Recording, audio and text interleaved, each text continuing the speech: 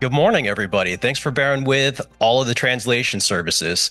So just so everybody here in the room is aware, today the event is being recorded and live streamed online. So it's very important we use microphones, and it's very important that you as an audience here in the room, if you could silence your cell phones. If you do have a ringer on for your messages, or your phone, please silence that now. If you do need to take a call or do business outside the room, that's fine. Just don't want it picked up on the microphone here on the live stream today. Okay, let me introduce myself. My name is Dylan. I'm here to be your host today for the beginning, give you a little bit of orientation for the event today, and get you set up with what the schedule is going to look like. So here's our morning agenda. We're a few minutes behind, but that's a-okay. We'll just give you some welcome and introductions to the event. The first topic we're going to talk about here in this room after this is going to be clean truck check, and then we're going to have the enforcement presentation. And in between almost every presentation today, we'll have a few minutes to take questions from our audience here in the room.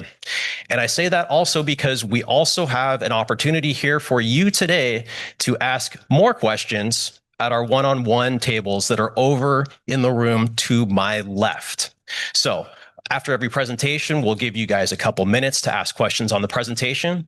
But if you have a specific question about your specific vehicle, you're having some technical issue trying to work with one of our databases, you have comments or ideas for improving things, the best place for those types of questions is going to be at our one-on-one assistance table. But here in this room, we'll happily take questions from the audience after we wrap up our presentations.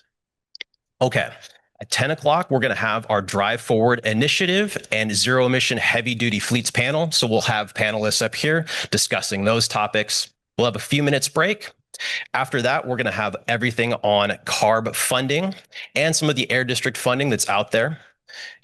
At 12 o'clock, we're going to have state and local government requirements. Those are for folks who may be attending here today or online who are from a state or local government.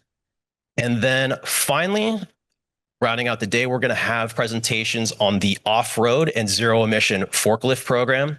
And then we're going to wrap things up about 12:50, 1 o'clock. Throughout the whole day, our one-on-one tables are going to be open. So at any point in time, if you feel you need to leave this room, go to your one-on-one appointment, take a phone call, maybe a certain presentation doesn't interest you, that's totally fine. You're welcome to walk in and out of this room over the course of the day. Don't feel as though you need to sit here the whole time.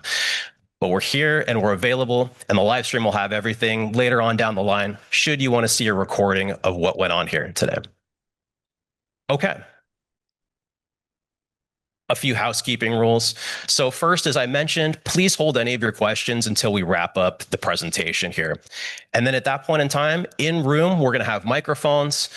You're going to need to use that microphone to ask those questions, just so everybody here and on the live stream is able to hear any conversations we're having here today. Second, we have an attendee survey, and that's one of several ways for you to provide feedback. You probably received a hard copy of that today. If you didn't, we have several hard copies available out in the lobby. If not, we have it all online. It'll take you all of maybe 2 to 3 minutes to complete. It really helps us improve these events, change things up. I read all of the comments that come in there, so please be nice. But also, it really helps us make sure that we're getting the information correctly in terms of how we're advertising things, the services we're offering you, and the types of information we're talking about. Finally, make sure you get a copy of your presentation. I see several folks here are hanging on to theirs. That's going to be your guide to everything today, and a printed copy. You're more than welcome to share that with anybody else. But make sure you grab that copy just because it will not be posted or emailed after the. Some more housekeeping for everybody. We've got water here in the room. We've got restrooms that are outside. Our one-on-one tables, as I had mentioned, are staffed all day. They're outside to my left. The only time they're not staffed is when that specific group is presenting up here in front. So, for example, our clean truck check table is partially staffed while the clean truck check presentation is going on. Okay, so there is a sign up sheet as well too. So make sure you sign up for your time. If you do want to go talk to somebody at the one-on-one table, we work on a reservation system. We try the best to accommodate those times, but make sure you get signed up if there's a specific topic that you want to talk about. And then finally, as you all heard, we have bilingual staff on our stream today who are translating the event. We have several of the staff who have name tags, much like mine, that will have information if they're available for translation services, either in Spanish or Punjabi. And here's a list of some of the one-on-one tables that are out there. I feel like this may be a little different from the actual list, but to go over them, we have ACF, SLG, and truckers reporting, Clean Truck Check and CTC Viz reporting, enforcement, the off-road regulations, zero-emission forklift regulation, and zero-emission infrastructure, I believe, is not available today. Is that correct? Okay. And we also have staff here from the local air districts and staff here who can talk to some of the CARB incentive programs. Okay. And before we get into Clean Truck Check as the first presentation today, just a little bit more information. So today's presentations are going to be very high-level overviews of several programs. And we just wanted to mention here at the beginning of our presentations that this is not going to cover every single regulation or every single incentive that is out there, nor may it cover every single thing that may be subject to you, your business, your vehicle, or your government agency. So up here on the list, we have a couple others that we may or may not be able to facilitate today. As you can tell, Clean Truck Check is top of that list. We'll talk about that here today, and we have staff to support it. However, there are several others on this list, including truck and bus, heavy duty omnibus, solid waste regs, TRU, public fleets, and we do have staff to support off-road. So it's up to you to understand what applies to your vehicle, your fleet, your company, or your government entity. And we're here to help assist in that process. However, just so we're all aware, we're only talking a few programs today and a very high level overview of those. But we have staff available here to help you out, answer your questions, and help guide you through that process. With that said, let's get into the first presentation. So we're going to start here today with Clean Truck Check overview.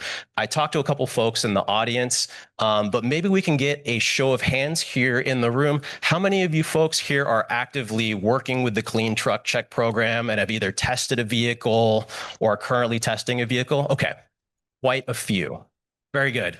So for those of you who are familiar with this program, I just want to state today that nothing mind-blowing, new, or big that we're going to talk about here today. The program is very much the same as it really ever has. However, just consider this an update to some of the small changes that came into play in October or so, and we'll go over the big picture program for everybody else here who may not be familiar with the program. Okay, so first, how to comply. We try to break this program down into roughly 3 steps if you're unfamiliar with it. The first one is to report your vehicle that is going to be in that program in CTC Viz. You're going to see that acronym come up a lot. That is our database that you will use to actually enter that vehicle information and make payments. And that's step number 2 is pay that annual compliance fee. And that's a per vehicle per year compliance fee. And then step 3 is to submit passing emission compliance tests. And the number of tests is going to be different depending upon the type of vehicle you have, although most of you here are probably going to be familiar with the twice a year testing schedule. We'll go over into some of those details a little bit later on in the presentation. So a few notes just to get started with.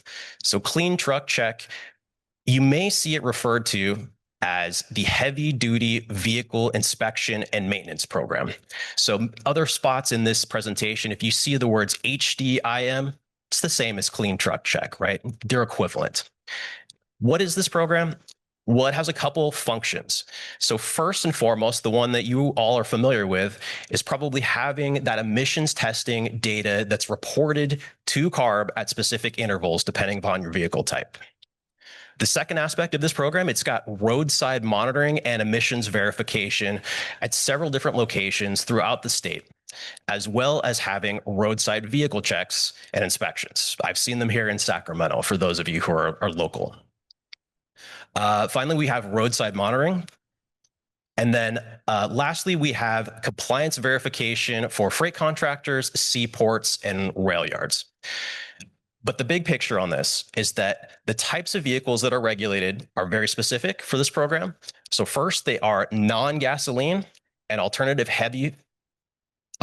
fuel heavy duty vehicles over 14,000 pounds GVWR that are operating on California public roads and highways. So one more time, that specific type of vehicle is non-gasoline and alternative fuel heavy duty vehicles that are over 14,000 GVWR that are operating on a public road or highway. Okay. So some example types of vehicles that would be regulated in this program. For those of you in the room here, I'm sure we're mostly talking about diesel combustion engines.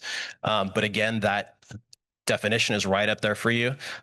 Even though this is called clean truck check, we still have other types of vehicles that would qualify, right? So in this photo, we've got buses, vans, motorhomes, tow trucks. If it's a government-owned vehicle with an exempt plate, and it's over 14,000 pounds, and it is a diesel, hybrid, or alternative fuel vehicle that's operational, it still needs to be compliant with Clean Truck Check. So even though the name says Clean Truck Check, it may be all sorts of different types of vehicles that still meet these requirements and are still in this type of program.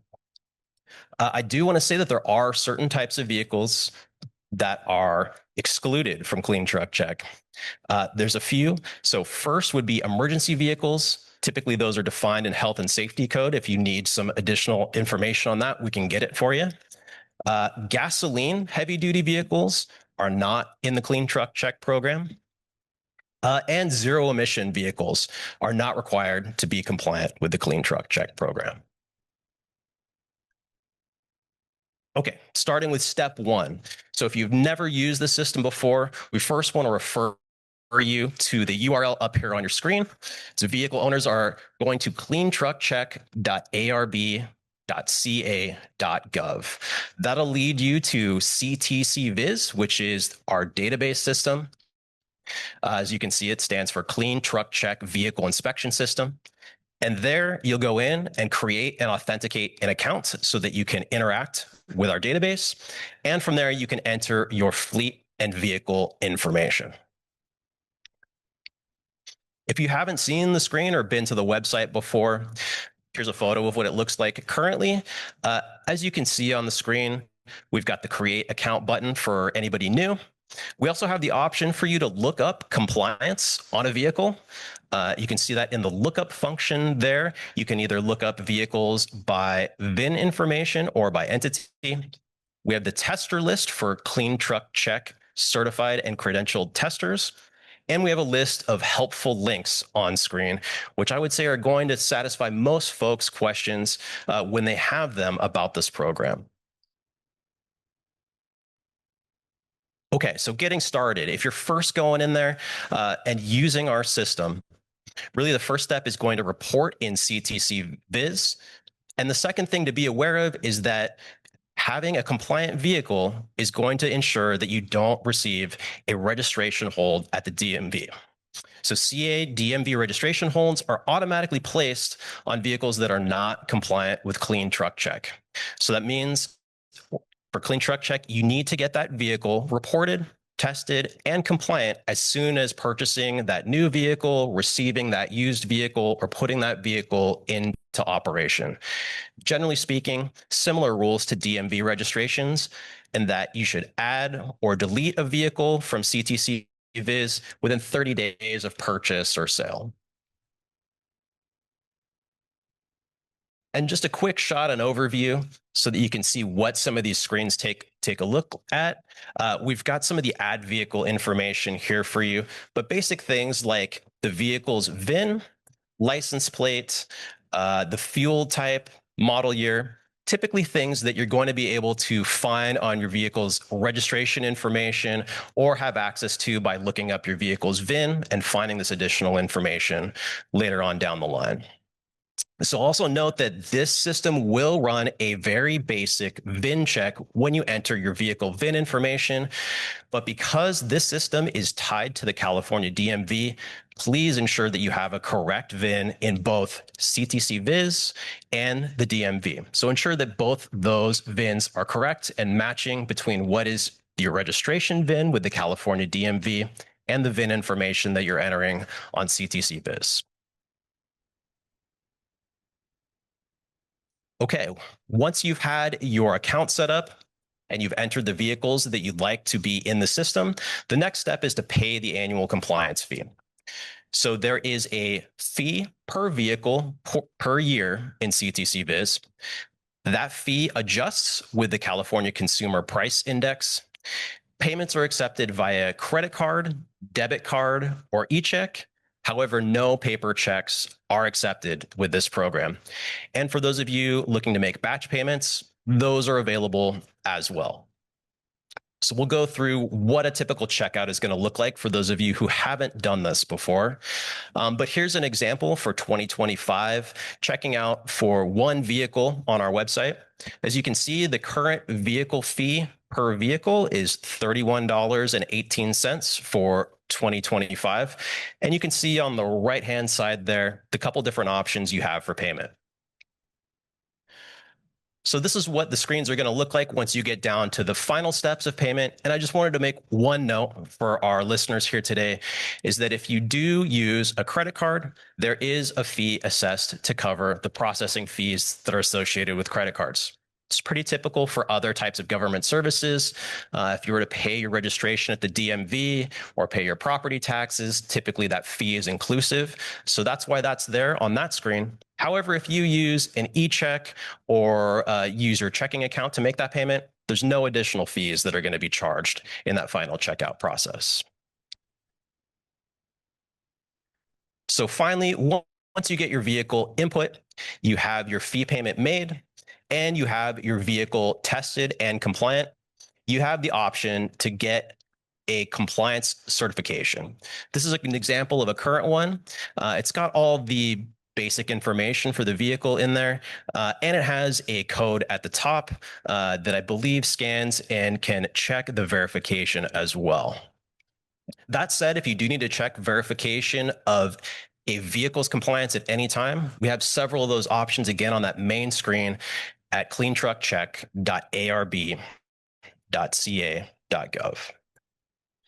We have a few additional resources here, guidance, frequently asked questions, training videos, and a user guide for how to use our database system. And there's some options for registering for upcoming events and webinars. We typically host webinars where we similarly answer questions and talk to folks about Clean Truck Check on a once a month basis. So please take a look at those if you can later on and sign up for those. Okay, now that we've completed payment, moving on to step 3. So step 3 is the emissions compliance testing process. And this applies to most vehicles, which are going to be semi-annual, equivalent to twice a year. So for most of those vehicles, your first deadline to submit a test is going to be your DMV registration due date. That second deadline for your second test is going to be 6 months after your DMV registration due date. So the testing process allows for you to test early. You can complete a test up to 90 days prior to a deadline. So for example, if you had a DMV registration due date of January, you could test as early as October, November, December, and get that test completed and compliant, ready in time for your January due date. The reason we give everybody 90 days is to allow for additional time to test. If you have a test failure, it's not counted against you. Really, that gives you time to have that failure in terms of a compliance test, figure out what's causing that failure, get parts, get service, get things fixed, get it figured out. So we recommend that everybody start their test or complete their test as soon as that 90 days opens up for you. It's more time to be able to actually check things out, have the test, and if it's non-compliant, you have time to try and work things out before that actual due date comes up. Last note on this slide is that you will receive a notice. So once you sign up for CTC Viz, you'll receive a notice for testing for vehicles that are required. So you'll see that in your email. You'll have a heads up as far as when that window opens up for testing. So for those of you in the audience, if you have a motorhome or an agricultural vehicle, the testing requirements are a little bit different. That type of testing is only once a year for those types of vehicles. And the same rules apply. You're going to have your test due on your registration due date, and you'll also have 90 days before that due date to complete a compliance test. So depending upon the type of vehicle that you have, there's a few different types of emissions test methods that are available to you. First, for OBD equipped vehicles, those are typically going to be vehicles that are 2013 and newer, diesel engine or diesel hybrid engines, or 2018 and newer alternative fuel or hybrid alternative fuel engines. So for those types of vehicles, the only type of check that is required is for a certified device scan of OBD data. And that scan has to be completed with a certified device that is certified for clean truck check, and it has to be performed by a credentialed clean truck check tester. We'll go into some of those details a bit later. For non-OBD vehicles or vehicles that don't have an onboard diagnostics port, for 2012 and older diesel engines, you're going to be performing an opacity test and a visual inspection of the emissions controlled equipment. And for those 2017 and older alternative fuel engines, those will only need to pass a visual inspection of the emissions control equipment. So the next question you may have is, great, I've paid, I need to have my test. Where can I find a credentialed tester? So take a look at our page here.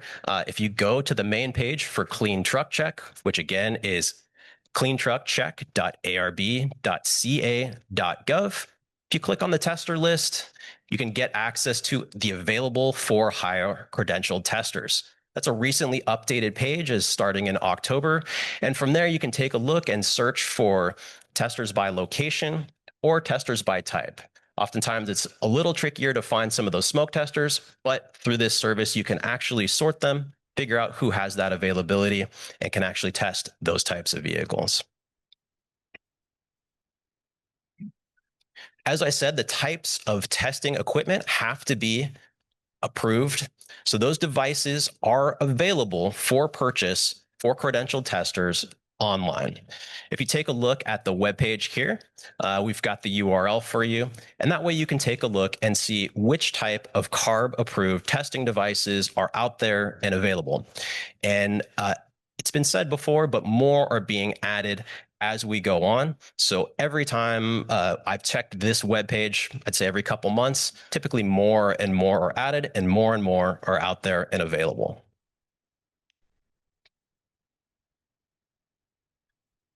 Okay, wrapping things up here. So thank you for being with us here today. This is part of our big picture program outreach, and we've tried our darndest to get information about this program out there. But of course, we still have people who are unaware of it or maybe don't know all the details. So you can see some of the different types of outreach we've done here, recorded our trainings. We've been at several different types of events throughout the state.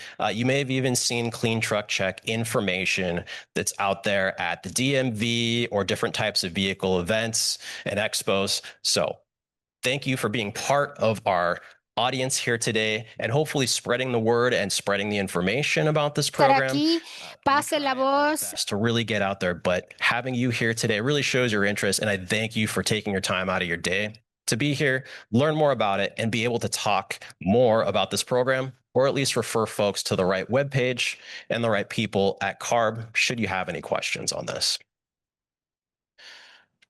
So this last slide has some of the email and links for the Clean Truck Check program. As you can see, the main email that's really the best at resolving a lot of technical issues with this program, or should you have any very specific vehicle questions, is going to be the email address at the top of the screen there. That's hdim@arb.ca.gov.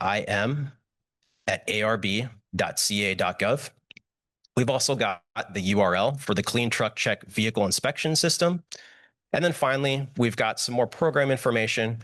If you're interested in hearing about the history, development, and the legal sides of the Clean Truck Check program.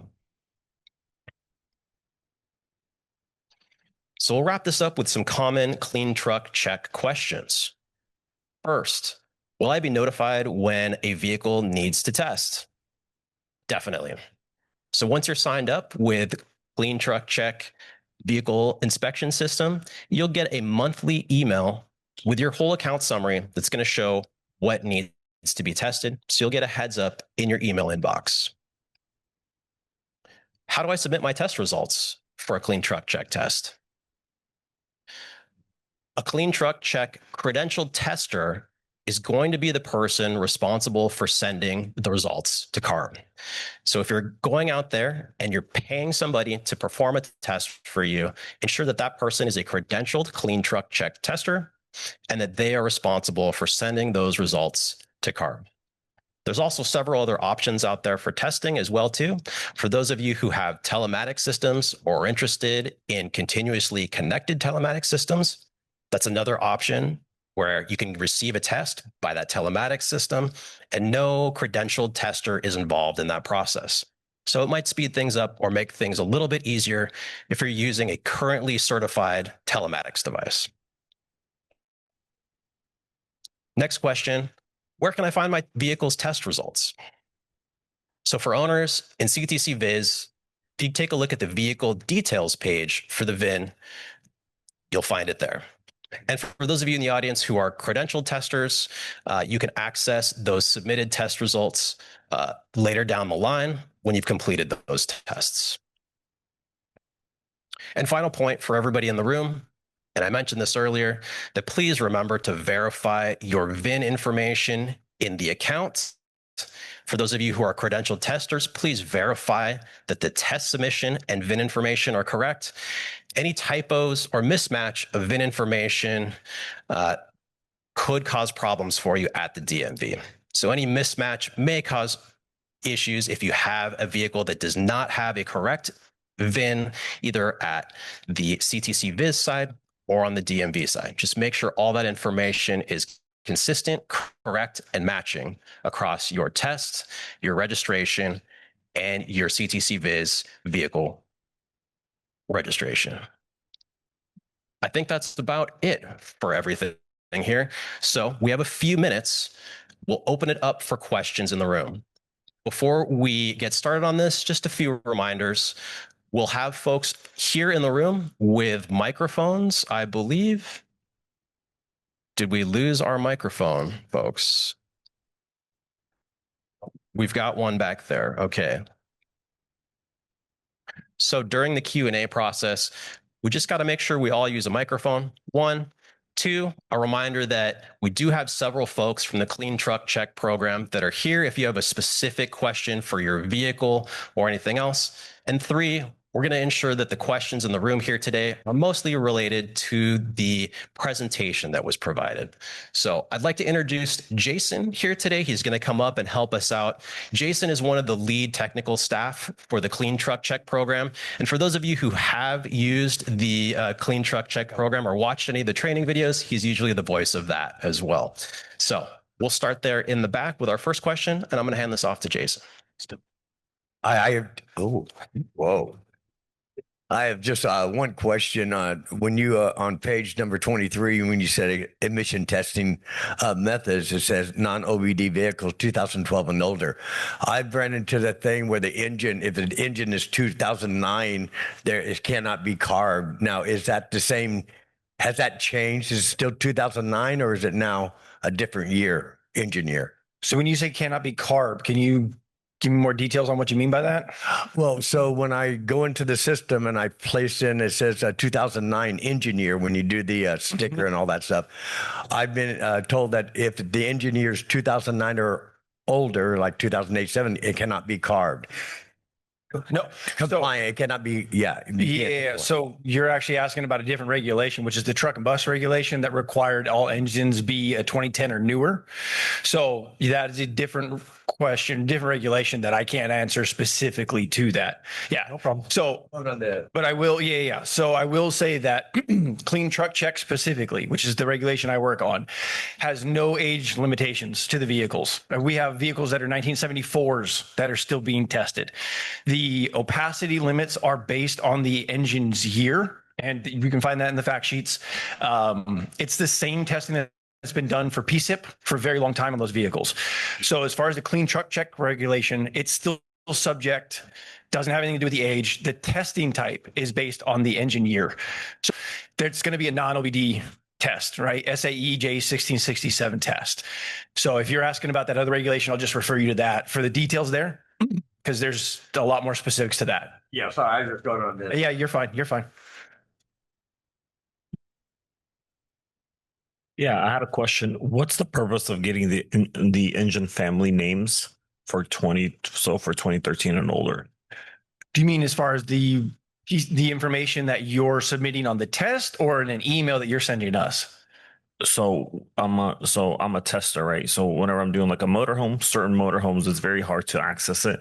You know, if it's a Cummins or if it's a Cat, you know, they're Yeah, they can be in all kinds of weird places. yeah, and Yeah. it just So it's the serial number and things like that on an engine will give us some specifics, but that engine family name, Yeah. that has everything to do with the emission components that are supposed to be on that engine. And the year can also be determined by the engine family name. So they can be hard to reach sometimes. The motorhomes can be really tricky because they're buried under plywood because they're built around the engines, right? Unfortunately, it's a requirement that they're in there. So makes your job a little bit trickier. So I apologize for that, but we do need it.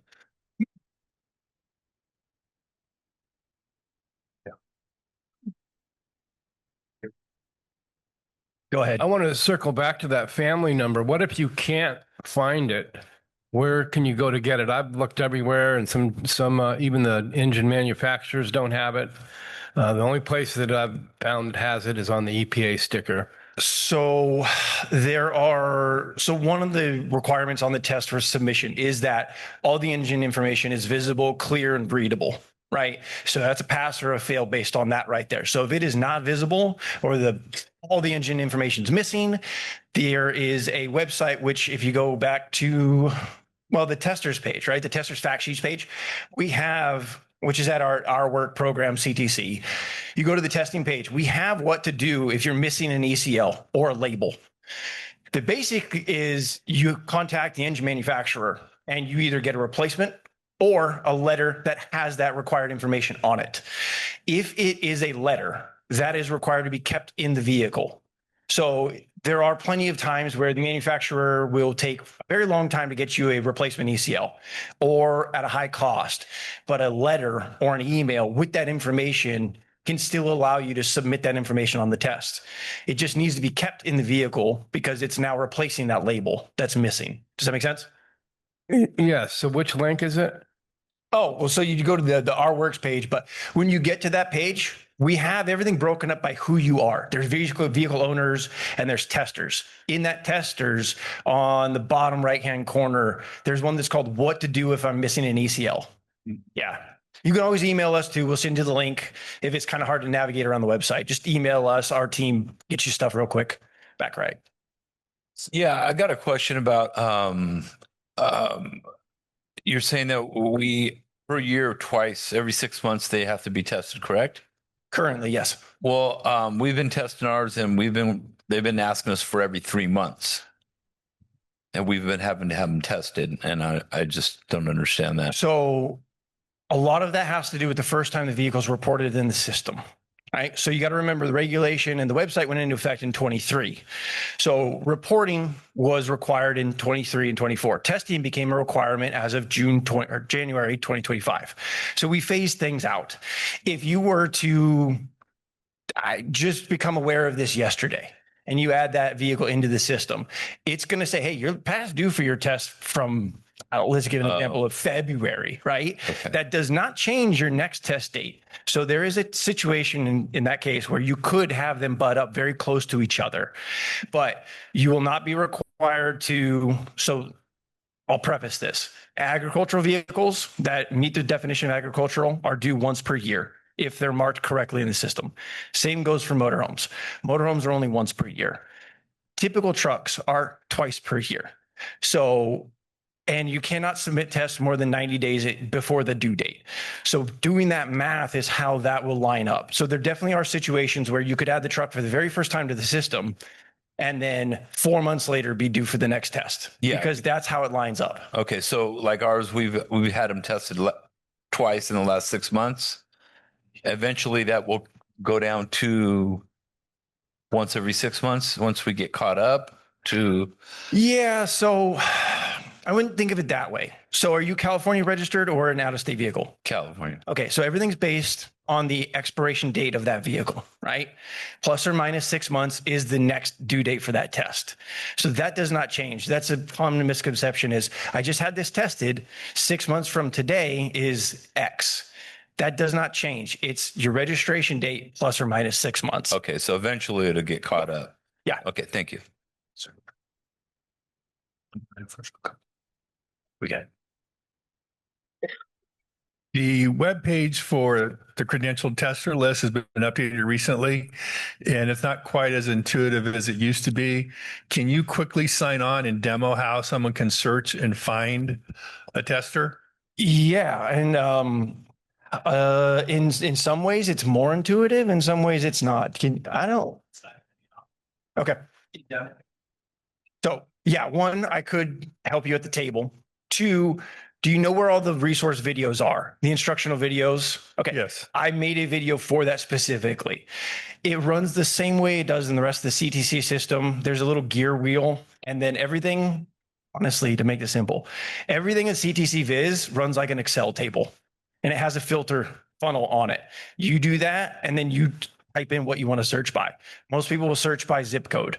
So that system is hopefully a lot easier than the old tester list. And I was going to bring this up. We're transitioning to that new list. So a lot of the testers still have to be added to that list. So that list is provided as a courtesy. You may absolutely find credential testers that are not even on that list yet. That does not mean they aren't credentialed testers. Right? Credentialed means they've taken the exam, they're using the right equipment. They may not have found the new list and put themselves on it yet. But I will definitely help you through that, or also any of the videos that I've created. Okay, follow-up question on a different subject. On some older motorhomes, 2012 and older, where we have to do a smoke capacity test, a number of older motorhomes, you're supposed to do your visual inspection. You can't see many of the components that we're required to inspect. So what are we supposed to do? Well, I mean, you have to see and check off the required equipment that's there. So like I had mentioned to that tester over there is in the motorhomes, a lot of things are in, let's just call them bad places, right? They're hidden under a lot of things. They require you to take some things apart. That's going to be a requirement because we have to have that information to validate everything. Okay. So, yeah. So I'll get you. I have a question about motorhomes again. Yeah. Well, not necessarily motorhome. The engineer that are older than 2013 opacity test. So 5% opacity is allowed in some of them. In some cases, when you go down to 2006, no DPF, so you're allowed 20%. So technically, when you have opacity reading of 0.7, so that's a passing test. Now, when I submit the test, why does it not only one time, several times on different vehicles, the test result is failed in the CTC system? Then you have to email them, or you guys, I should say, to correct this. Then it goes correct. Doesn't it automatically pick it up? Doesn't it go by the EM model that you're putting in the machine? Or are you actually looking at the test result put out by the machine that says fail? It should be pass. According to your advisory, you are not looking at the test results put out by the machine, but you're actually looking at the average. Are you doing that or you're not doing that? Why do I have to email you to get correct this every time I send this test? So you said a test result of 0.7? Yeah, in fact, I mean, so this one's so a lot of things, and this is the hardest thing to answer in a giant group. If it's a specific result, we have to look at the specific situation. If when you're emailing us, you want to ask further detail about what's going on, happy to help on that one, but I can't answer anything about one specific situation. One specific. No. The question is, when we submit a test for older vehicle that is allowed to have 20, 30, or 40% of opacity, and the test strip that we print out, it says fail because it's set for 5%. Mhm. Okay. Are you going off of the test result put out by the machine? Or are you actually looking at the average result that it's saying? So it looks To at the determine whether it's average. passing or failing. It looks at the average result. So It looks like you're not doing that because every time I do that, it comes out fail in the system. Then I have again, I'd have to look at the specifics of a specific test you're looking at. And if you're emailing us, and this has happened multiple times, provide us a couple different test ID numbers so that we can elaborate on the story for you. But also the test devices that are set up for a 5% opacity, they should be calibrated often to make sure that they have those capacity limits. Because again, to your point, older vehicles have different opacity standards, right? 20, 30, 40%. They're not all set to 5, but a lot of the machines are set at a 5% capacity or opacity. So are you saying we have to calibrate our machine every time we do an older vehicle?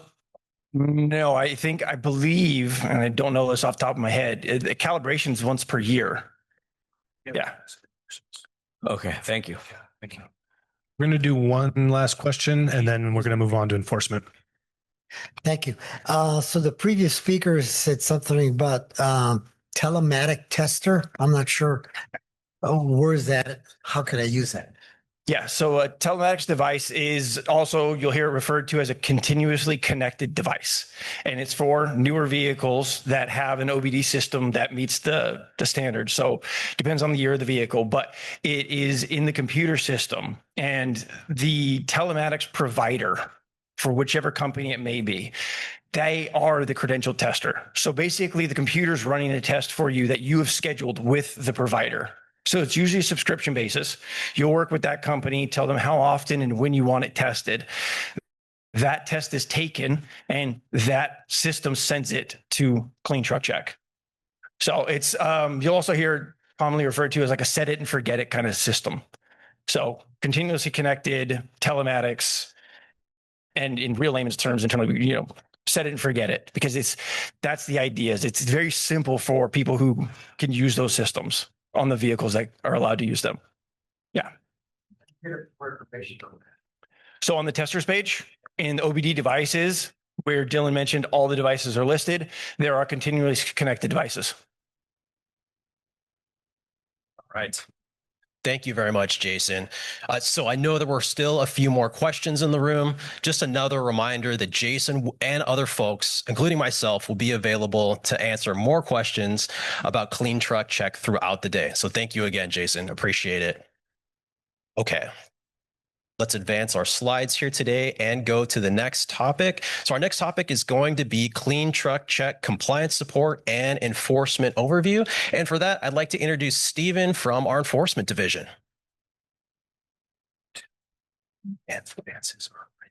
All right. Hey, good morning. Yes, we do do enforcement activities on Clean Truck Check, and we have for quite a while, at least since it started. So we have a couple different ways we do it. We see what you see there is our remote sensing. So we'll take a sample of the emissions, take a picture of the license plate, and we'll use that sometimes to try and pick off a truck to inspect.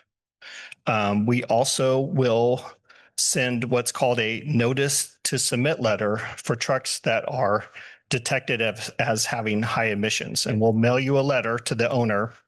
They'll have 30 days to either have the truck repaired and tested or produce a test. And these are, if you do not respond to that notice to submit, that will result in a notice of violation. So it's important to respond to those notice to submits.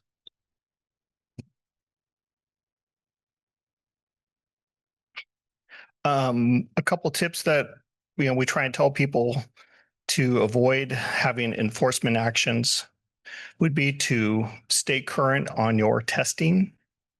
Anytime a check engine light comes on your vehicle, to have that looked at and repaired. That will be the first thing that I look at on your vehicle is I will check your dash and see if there's a check engine light on. And then we go from there. So always monitor that check engine light. And we will do a visual inspection. You'll see that later. And obviously, don't remove emission controls, labels, EGR, all those things.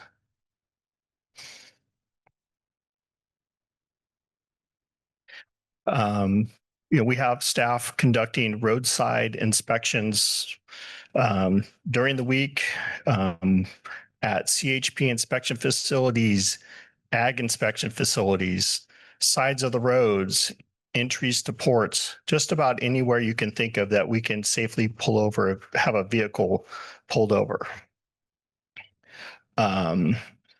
Everyone thinks that we pick on their trucks or that. Believe me, it is pretty random.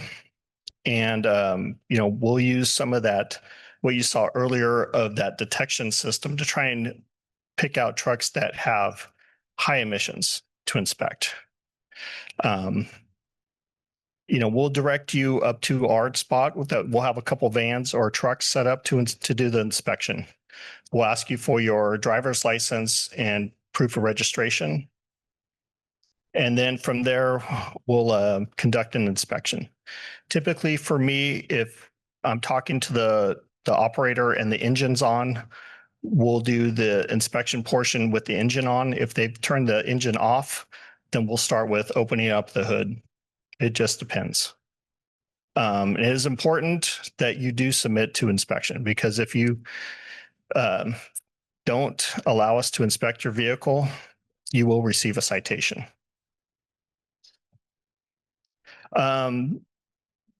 There's a referee program for Clean Truck Check.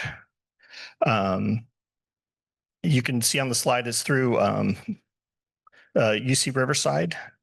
I'm trying to think of how many referees we have set up across the state right now, and I don't have that number.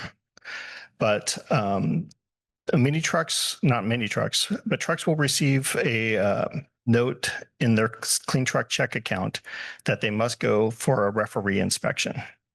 So you'll see it says referee referral and Clean Truck Check. And even after you receive a citation in the field, you may be referred to go clear that citation with the referee.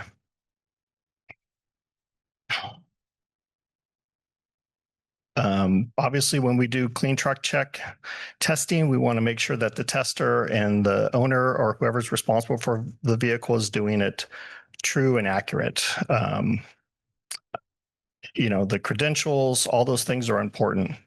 So we don't want fraudulent tests, other kind of awkward situations of testing. We do look at this data and, just try and do the best you can on doing that. So it is something that we do check.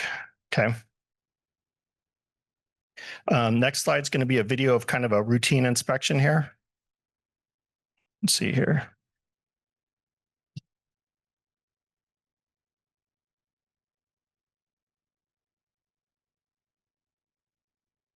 California Highway Patrol pulls in on a big rig to begin a heavy-duty diesel inspection. The CHP and California Air Resources Board do these all over the state because big diesel trucks and buses are the biggest emitters of cancer-causing black carbon.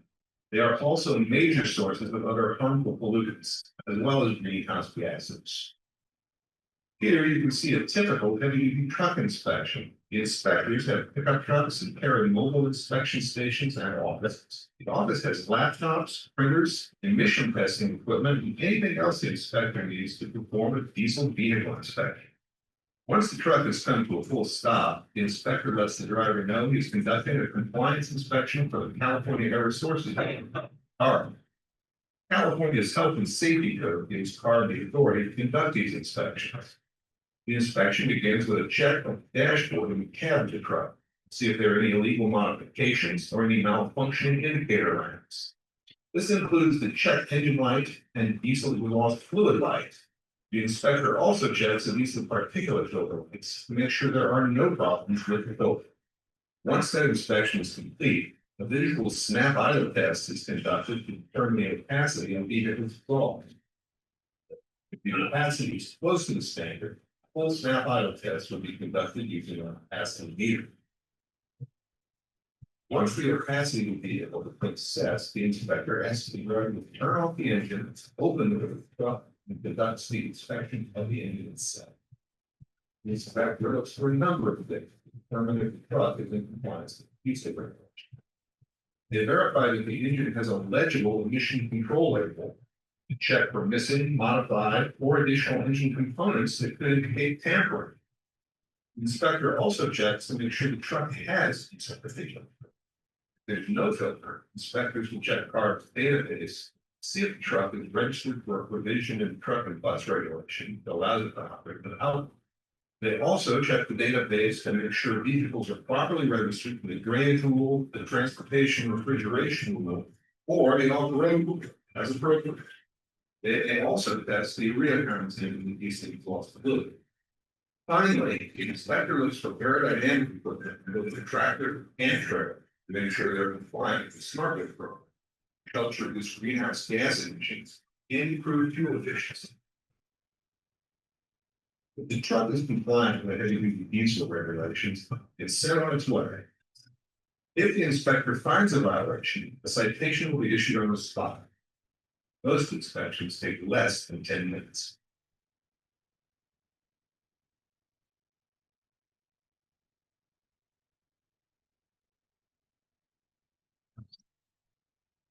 So that's a video. It didn't show us doing an actual onboard diagnostic test. So if, like they've talked about earlier today, if it's a 2013 or newer engine, we're going to be doing that onboard diagnostic test.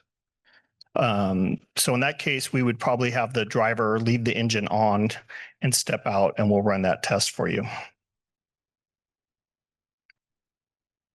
Some additional sources that I think we may have seen. And any questions there, you have an email address. And that's the end of my slides. Were we going to take any questions? We'll get a microphone. My voice is pretty loud. Are motor homes susceptible to being pulled over? Yes. I've done this for 18 years. I have not pulled in one motorhome, to be honest with you, but yeah, motorhomes are not exempt. Question, in terms of telematics submissions in the field upon a roadside inspection, are you going to be able to tell if that vehicle is assigned or has been submitting tests telematically versus tester? And if so, are you going to be looking for the CARB decal for the telematic harness and or system? So if pulling a vehicle to inspect, if I'm going to have to do the onboard diagnostic test on it, I'm going to ask that operator to remove that telematics because I can't hook up with the telematics installed. Once they remove it, then I'll run my test. I'm not checking that telematics to see if it has all the things that are required. The basis behind the question, two things. One, our operators can't remove, it's a contractual labor issue. They can't do that to our vehicles. So you may take that back. The second thing is we're being told by our telematics provider that we have to buy a different harness and it comes with a CARB compliant sticker to the tune of thousands of dollars. We're just trying to see if the original harness that's already in the truck actually will submit a test. We've actually proven it. So I don't know that we need to spend all that money just for a sticker, I guess is what I'm getting at. Okay, that's new to me. If we're able to hook up our OBD device with however it is pigtailed or an adapter, and I'm able to run a scan, I'm probably going to be okay with that. Some of the other ones, you know, they have other things plugged into the OBDs that we have to ask them to remove. Got it. Thank you.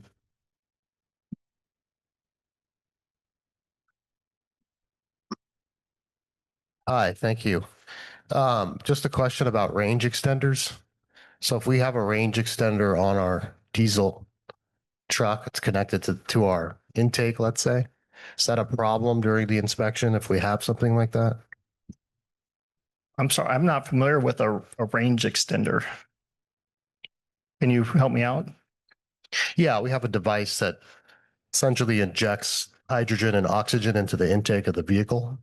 And so I was wondering if when you perform your inspection, if that kind of gets in the way or if that's in violation or. That's a good question. And to be honest, I've never seen one. You know, if it is on there, we'll obviously take a look at it. Of course, we'll run an onboard diagnostic test. And then from there, I'm not sure if, you know, those are problems or not. Honestly, I have never seen one. I'll come meet you. I'll show you what I'm That's talking fine. about. Okay. Please do. We'll be in there. Thank you. Okay.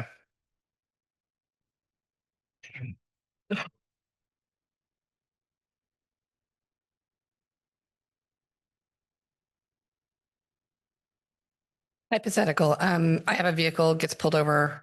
You guys issue a citation because it fails. What do your citations start at and what do they max out at? So if it fails for that onboard diagnostic test, and there's no tampering, right? It just, the check engine light is on and it fails for a sensor. Currently, if you are able to resolve and write a passing test, there is no penalty for those. Okay. Now, for all the other programs we do for tampering or truck and bus, all those things, there's a, you know, I don't want to get into that today on penalty amounts. But yeah, currently right now, if you just have a check engine light on for something like a sensor and we issue a citation, it is currently a fix-it ticket. You do need to respond. You need to get it fixed and all those things. But you do have a window of time to have it fixed without a penalty. All right, last question. We can take one more for enforcement before we move on. Okay. All right, going once, going twice. All right, thank you so much.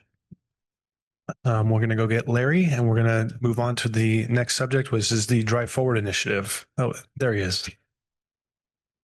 Thank you so much.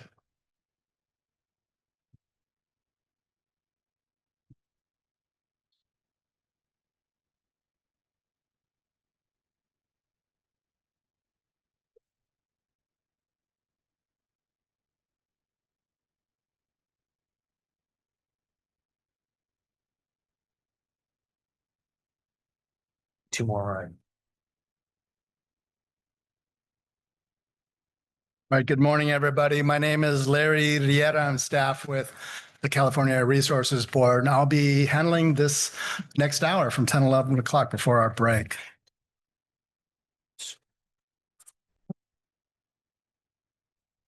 Yeah,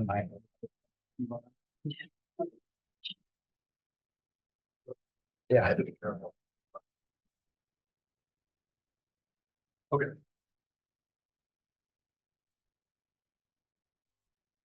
All right, beautiful. Before I begin our panel discussion, I'm going to talk a little bit about our Drive Forward initiative. This is a recently launched initiative through the California Air Resources Board.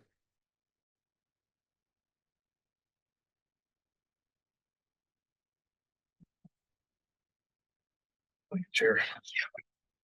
Despite federal actions targeting 3 of our Clean Air Act waivers, California will continue to protect public health.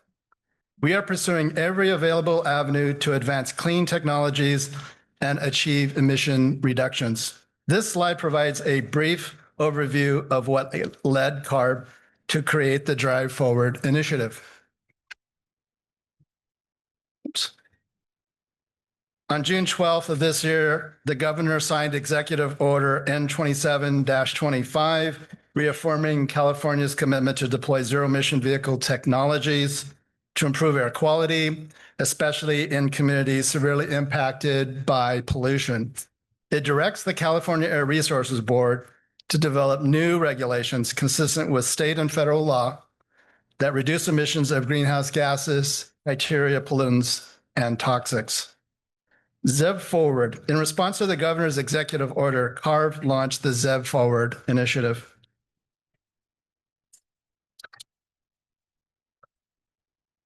CARB staff organized ZEV Forward dialogue sessions, bringing together expertise from the public, industry, and multiple state agencies. CARB held in-person meetings in Fresno, Sacramento, and Long Beach, focused on topics ranging from agriculture and heavy-duty trucking to light-duty vehicles, infrastructure, and ports. CARB staff also hosted an evening virtual session. In total, there were over 1,100 participants and almost 200 written comments that were submitted.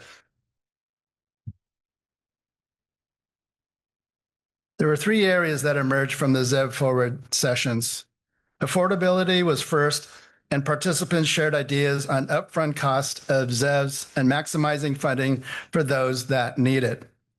Infrastructure was the second area, and participants stressed the need to expand infrastructure access to underserved communities and to provide reliable charging along freight corridors. The ZEV market itself was also discussed, especially around where zero-emission vehicles are thriving and where they are not. Los camiones de cero emisiones, donde están siendo exitosos y donde no son.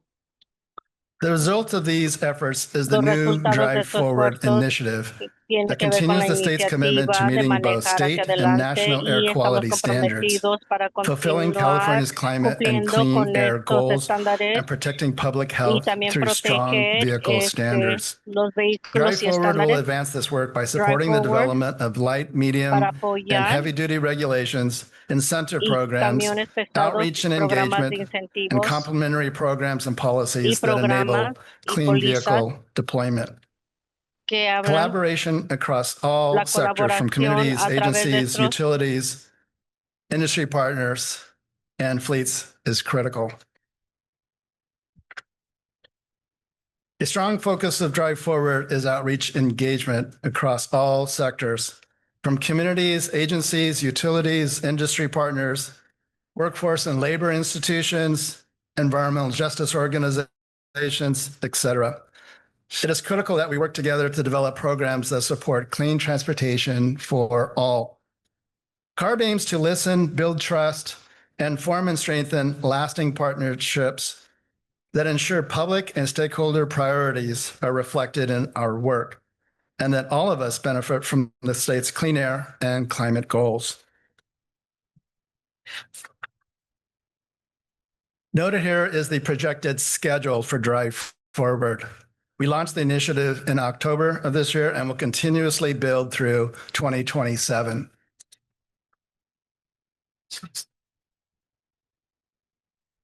Updates can be found on our website shown here. The QR code can be used to access the Drive Forward website, which contains the updates and information about engagement opportunities.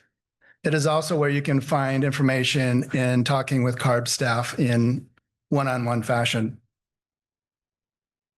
I will also note that we have a Drive Forward table in the one-on-one rooms next door if you're interested in more information, learning about the initiatives, or dropping off your information for further follow-up in one-on-ones. So that concludes the Drive Forward overview and our initiative. As I mentioned, the room next door for deeper one-on-ones. We're now going to move into our panel discussion as part of our engagement strategy for heavy-duty ZEV fleets. I will provide a little bit of a context for this discussion. Each panel member will provide a brief presentation within the respective areas, and then we will have a moderated discussion. And then finally, we will open up to audience questions. The process of engagement for public and private fleets is continuous, ongoing, and a long-term effort.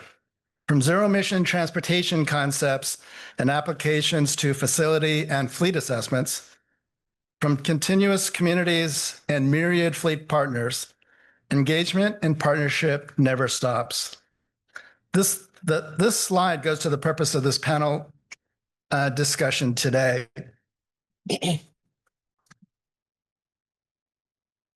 The fleet planning process, regardless of fuel type, is ongoing. The data from your fleets and business practices provide invaluable information as you address the triple bottom line and moving towards cleaner technologies. This morning, we are joined in a panel discussion by Tim McFall, president of the New Car Dealership Association Foundation. We also have Michelle Vader, Freight and Transit Union Manager at the California Energy Commission, and Wes Lowe, Manager for Kingsburg Truck Center. We will start with the first presentation from Wes. All right. That's my dad told me that when I turned 40, I wouldn't be able to see, and it's true. I can't see that screen very well. So I'm Wes. I'm with Kingsburg Truck Center. Larry, if you can go to the next slide. So we're they're missing some things on there. Okay, we're a commercial truck dealer, light and medium duty. We build utility beds, flatbeds, dump bodies, cranes, box trucks, lift gates, that type of stuff. You can go to the next slide, Larry. So circa 2023, when the ACF rule came out, I went to my business partners and I said, hey, 50% of municipal businesses or 50% of municipalities our purchase have to be zero emission. We better have an option for them. Otherwise, we're going to lose 50% of their business. So we decided to take our designs for gas and diesel and try to put them on zero emission vehicles. The problem that we found was all the zero emission vehicles were designed for final mile delivery. There wasn't a lot for vocational. So every body had to be custom built. Nothing was standard. You couldn't just take your Ford bed and put it over to, these zero emission chassis because they were just different frame lengths and designs. So we spent a lot of work making these new models and trying to get them out into the market, ePTO, all that. And go to the next slide. So Larry, you asked me to talk about TCO. That's very small. Anyway, so this is what one of the OEMs sent me. And basically I look at that and I'm just like, I just see a $240,000 line. I see a voucher on there about $68,000 and I see 6.1 years till I see return on my investment. And if I go show that to a customer, it's just like, it's not going to work. I need a simple TCO that I can show everybody that works. So we'll skip that one. We'll go to the next slide. So when you're a big company, you can afford financial analysts to look at those TCOs. But when I'm talking with our small business operators, like for FedEx contractors, they are, 10 to 100 truck fleet. They're, sometimes the owner operators, they're driving every day. And I need to show them a simple TCO that they can understand and I can break it down, pretty easily. So we've had a very good adoption with FedEx Ground. Go to the next slide. We are missing stuff on here. Okay, well, I'll just do this off the top of my head.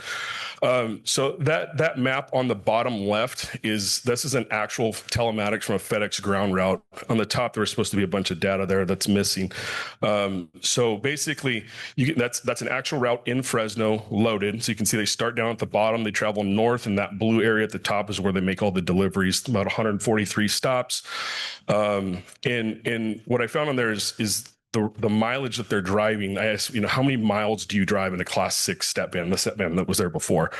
And they're driving roughly about 46 to 55 miles a day. And the reason why I ask how much do you drive is because that's how we need to size your battery. Because I'll tell them, hey, a 210 kilowatt hour battery will get you about 150 mile range, and everyone will say that's not enough.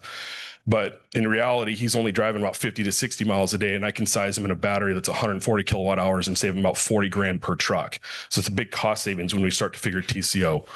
The number that's not real, well, I guess it's on there. So the efficiency at the top right there is 1.22. And so I need to explain what that means, because everybody knows miles per gallon, but they don't know kilowatts per mile. And they have this weird metric in the bottom that's miles per gallon gasoline equivalent. And nobody understands that. Everybody understands miles per gallon, but what's my efficiency? So it's cost me 1.22 kilowatt hours to go 1 mile. So that's the number that I'll have stick with you. Go to the next slide. Okay, so when we do this, so we can compare apples to apples, I just need to know what's my cost per mile. To get that is we're going to take your fuel price and we're going to divide that by miles per gallon. So I did the average fuel price in California, roughly about $4.75 a gallon. And in that step band from FedEx Investis that we have on there, they have a 7.3 liter V8, great motor, but it is thirsty. It's about 8 miles per gallon. And that's being generous for a FedEx truck because it doesn't count idle time or when the truck sits and stops. So our cost per mile is about 53 cents. When I do the same for electric, it's what's my cost per kilowatt? What's PG&E going to pay me? Or what are we paying PG&E? I took 30 cents because that's what I pay. I see that SMUD has low rates is like 13 to 19 cents. LADWP 23 to 28 cents. So I just took 30 cents for my cost per kilowatt hour. So my efficiency is 1.22 kilowatts per mile. So we do that metric, we multiply that across, and we're at 36 cents a mile. And that's actual data loaded on a real route, not fake. Fake spreadsheet TCO. That's the real data that we did on a real route. So my fuel cost, just TCO based on fuel alone, not including DEF or any other crazy metric, just fuel, my savings, roughly around 20-something%, right? But what I'm finding with my FedEx contractors in these terminals where they have smart charging and they're actually charging at night is the company that does the FedEx charging in Richmond. That's a terminal that's got 100% zero emission. The pass-through rate on average is about 15 cents a kilowatt. So my cost per mile on fuel actually goes down to about 18 cents. And that for a contractor just goes right in your pocket. Granted, I'll take that with a grain of salt. The individual FedEx contractors are not paying for the infrastructure. FedEx is. So if you factor that in, if you're a business owner, you got to buy your own infrastructure. That's a whole other metric. But for FedEx, I'm trying to show you an account where it works for them. So go to the next slide. I'm hoping the information's on there. Yeah, but you can't read it. Cool. So Durbin is a FedEx contractor out of Richmond. He's transitioned his fleet to 100% zero emission. He's got 23 trucks. He operates 6 days a week in the Bay Area. And I just text Durbin, you can't see it, but it says, hey, basically, what do you pay ICE per vehicle for fuel, and what do you pay zero emission? And he wrote in block there, it says, for every dollar we drive, almost one mile with an ICE vehicle. So $1 per mile is what it costs him to operate a FedEx vehicle. That's his words, not mine. He runs these trucks every day. And he says it's about $1 per every 3.2 miles with EV. So I said, can you just send me a daily picture per truck, what you pay per day? So, and that's at $16. So he's paying $16 a day for electricity to charge his truck. So if we take 3.2 times 16, so he's driving about 51 miles based on that $16 worth of charge. And if we were to take that dollar for dollar, 51 miles, so he would be paying $51 in fuel. So 16 minus 51 is $35 a day he's saving in his pocket. You take that times, they operate 6 days a week, times 52 weeks a year. That's $10,982. That's some legit savings there. Times that by 23 trucks in his fleet, that's $252,000 a year he saves just in fuel alone, not counting DEF, not counting rebuilding EGRs, spark plugs, that type of maintenance. Yes, tires are higher. Yes, he didn't have to pay for the infrastructure, but that goes right in his pocket. And so now he's actually more profitable being a FedEx contractor. And when I go to the FedEx events, it was kind of like, yeah, this will never work 3 years ago. Yeah, we'll see it. Now it's like the contractors are, when can I get electricity into my terminal? Because they're seeing the savings. And that's the OpEx side. So the CapEx side, So it's $240,000 for the truck, a lot of money out front, right? But last year we were able to get them $195,000 vouchers through the HVIP program. And that same truck in gas or diesel is roughly about $100,000. So we're able to get them the zero emission trucks for $40,000. So now I have an easy sell. It's $60,000 cheaper CapEx cost, and I'm going to save just on fuel alone $11,000. So now I'm getting that adoption with a subsidy. I did get my first adoption this year without any subsidies because they're starting to see the long-term plan. At the bottom of that text, he says my maintenance costs so far over the first 3 years about 45% cheaper. I don't know what it's going to be on year 8, 9, 10, and anybody that tells you that does is lying because it hasn't been out there that long. I don't know what, the batteries have an 8-year warranty. The motor has a 200,000 mile 8-year warranty. So outside of that 8 years, I don't know what that looks like. I don't know does the battery cost go cheaper, but for right now, it seems to be working. I drive the trucks everywhere. I wasn't an EV evangelist by any means 4 years ago. I sold all diesel, but I'm starting to see the metrics take place, and it's not looking so bad. But yeah, I got more slides, but I don't think we have more time. So Yeah, you got it. Go ahead. oh, okay. Excuse me, I'm a little under the weather today. Got we can skip this one, Larry. It's pretty beautiful. So I wanted to show the charging at the station. So infrastructure is the other half of the battle. So if you do your infrastructure, you want to make sure you do it once and do it right. So this is an actual picture inside a FedEx terminal. Every parking stall on that belt has a level 2 pull down charger. So that's that little orange belt at the top. And then outside they have level 3.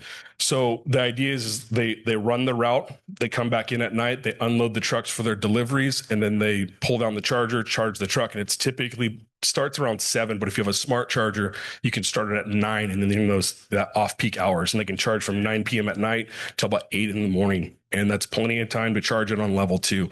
They also have level 3 chargers, which require 483 phase on the outside of the building, just in case. And that takes about an hour to charge. We can go to the next slide. I wanted to show a little bit of some of the stuff that we're working on. So the gas and diesel trucks have, a $300 option if you want to operate your equipment, your cranes, your booms, your buckets, and all that stuff. So this is typically what it takes. It's a $300 option to take your Allison HS transmission to an RDS, and it's probably like another $4,000 to put a wet kit on there. Go to the next slide. So what we're having to do on the vocational side is EPTO, so extra batteries, inverters, but some of the technology is coming around the corner. It's coming pretty well. That middle picture is the inverter system that I set up. It's got two 5,000 watt inverters. I can get 240 single phase out of that, and we can weld with a Miller 252 and run an air compressor at the same time. Again, the TCO on this, it's about 300% more expensive right now, but I do see those. El TCO aquí tenemos el 30% más. Can go one more over, Larry. The next stuff we're working on is cabin chassis. So on the same step van that we have in cabin chassis coming out a little bit later, and for the people that are mandated to buy liquor or municipalities, this should be a good setup. So it's that same step van, but we're also working on cabin chassis, and that should be out into 2026, and it's on a proven drivetrain. So again, at first, what I see is that the prices started out about 300% more expensive than ICE, and then now they're about 200% more expensive. And I think the same will be with cabin chassis and all this other equipment. So once we're starting to get some momentum and traction, the prices are coming down, but I would say take advantage of the incentives while they're there, take advantage of the charging infrastructure while it's there. Yeah, get it in, and if you're mandated, start looking at your fleet now instead of pushing it off down the road while the money's there if you're mandated to buy. But I'll end that because I think that's too much time.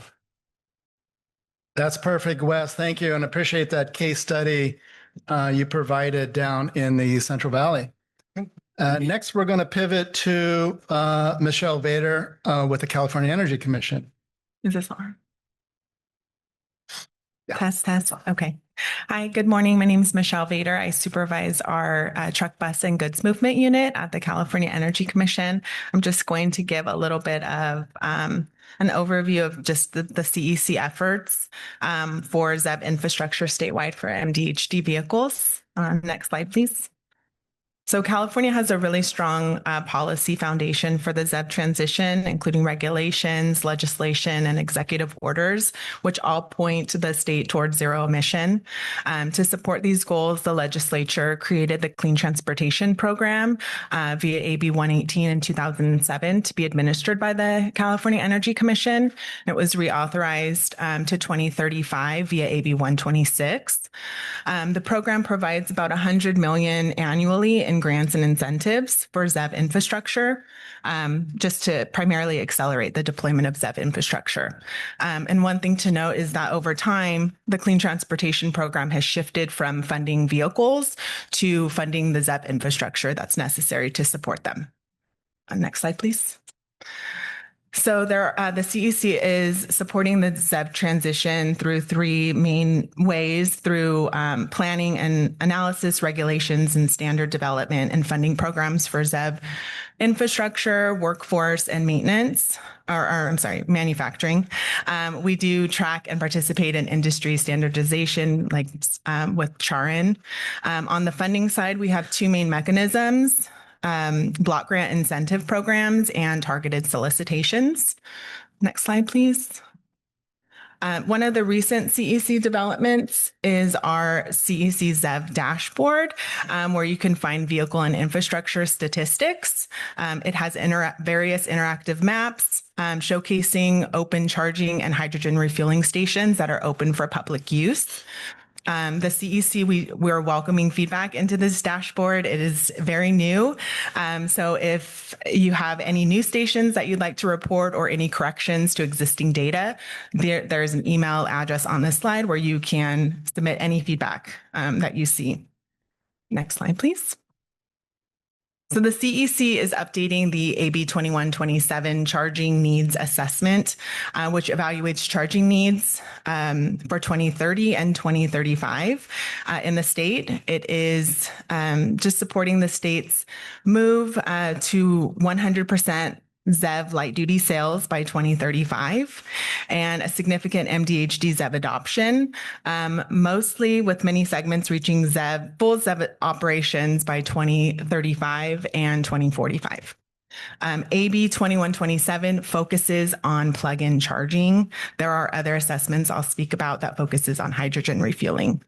This assessment is developed with NREL, Lawrence Berkeley, and UC Davis, along with broad stakeholder input.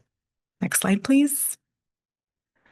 So for medium and heavy duty, the model looks at two categories: depot charging, which is where most of the charging will occur, and en route charging on major corridors for MDHD in 2030 and 2035. So depot charging dominates because fleets can use vehicle downtime, avoid queuing at public sites, as well as just avoiding the higher cost of higher powered chargers en route. Charging power varies widely by vehicle and duty cycle, and charging needs grow steeply from 2030 to 2035 as fleets continue to electrify. Next slide, please. So staff also modeled an alternative future where fleets are adopting much higher powered depot charging. The Tesla semis operating at PepsiCo's Sacramento fleet is just a good example where this is showing feasibility with the fleet logging over 1,000 miles in a day using high-speed depot charging. Next slide, please. This slide covers the hydrogen side of the story. SB 643 assesses hydrogen refueling needs for MDHD and off-road sectors. The first report was published in 2023, and the next is expected in 2027. Early numbers really carry uncertainty because fleets are deciding between battery electric and fuel cell electric vehicles. And it depends on range, cost, vehicle availability, heavy and duty cycle. Next slide, please. So the first assessment included 4 different MDHD fuel cell electric vehicle scenarios. It looked at fuel cell buses operating at scale now, as well as just exploring future bus hydrogen demand. It also reviews clean hydrogen production, off-road and non-road applications, and potential cross-sector benefits like grid support. Next slide, please. This slide compares the number of hydrogen stations expected for each of the 4 initial scenarios in the first SB 643 report projected for 2025, 2030, and 2035, including the scoping plan, SB 671, ARCHES, and AAT3. Each scenario used different models and modeling inputs, so the range is wide, and that spread is exactly what highlights the uncertainty. Next slide, please. I will say that with the next report, the CEC is working with Lawrence Berkeley National Lab on a model called heavy load, which will hopefully generate updated aligned scenarios and identify optimal fueling locations. The key takeaways from the first assessment are that the variance for MDHD infrastructure really reflects uncertainty in the market. It also, fuel cell electric buses are really now commercial. They're not in demonstration mode anymore, but most off-road and non-road applications are still pilots. Clean hydrogen supply must scale substantially to meet expected demand and projected needs. Next slide, please. So the next SB 643 assessment will use the heavy load model, and we'll use the same framework as the initial report. Staff will be producing high, medium, and low infrastructure requirements through 2035. Next slide, please. So much of the CEC's funding falls into 2 main categories: targeted solicitations and block grant incentive programs. So we currently have 3 active MDHD solicitations that are out now. We have an active ports-focused solicitation that's offering up to $60 million for funds that will deploy charging and hydrogen refueling projects that will support California seaports and land ports of entry. We also have another one for ZEV implementation, ZEV infrastructure implementation, which is a mouthful, provides up to $40 million in funds to implement ZEV infrastructure projects that were identified through prior funded blueprint planning efforts for MDHD. And lastly, we have an open solicitation providing up to $20 million in funds for depot charging and hydrogen refueling projects for medium and heavy duty on-road ZEVs. Applications for all 3 funding opportunities are due January 16th, 2026. Next slide, please. So the next one is there's also funding for medium and heavy duty ZEV infrastructure through our block grant called Energized Commercial Vehicles. Earlier this year, several funding lanes were consolidated into one and incentive levels were increased, updated to have higher incentive amounts per project. We offered a fast track funding lane in May through July of this year, offering up to $30 million. Applications are being scored with the initial awards expected this week. On October 28th, I do want to highlight, Energize launched a megawatt charging system pilot funding lane focused on drayage. So applicants who are interested in installing MCS capable chargers can apply for up to $500,000 per port. And we are offering up to $10 million for this funding lane. You can submit an application anytime between now and the end of February 2026.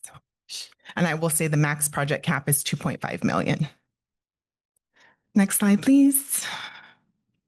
We've also released several hydrogen solicitations over the years, the last being in this past January, where 1.5 million was awarded for projects doing operations and maintenance at existing stations.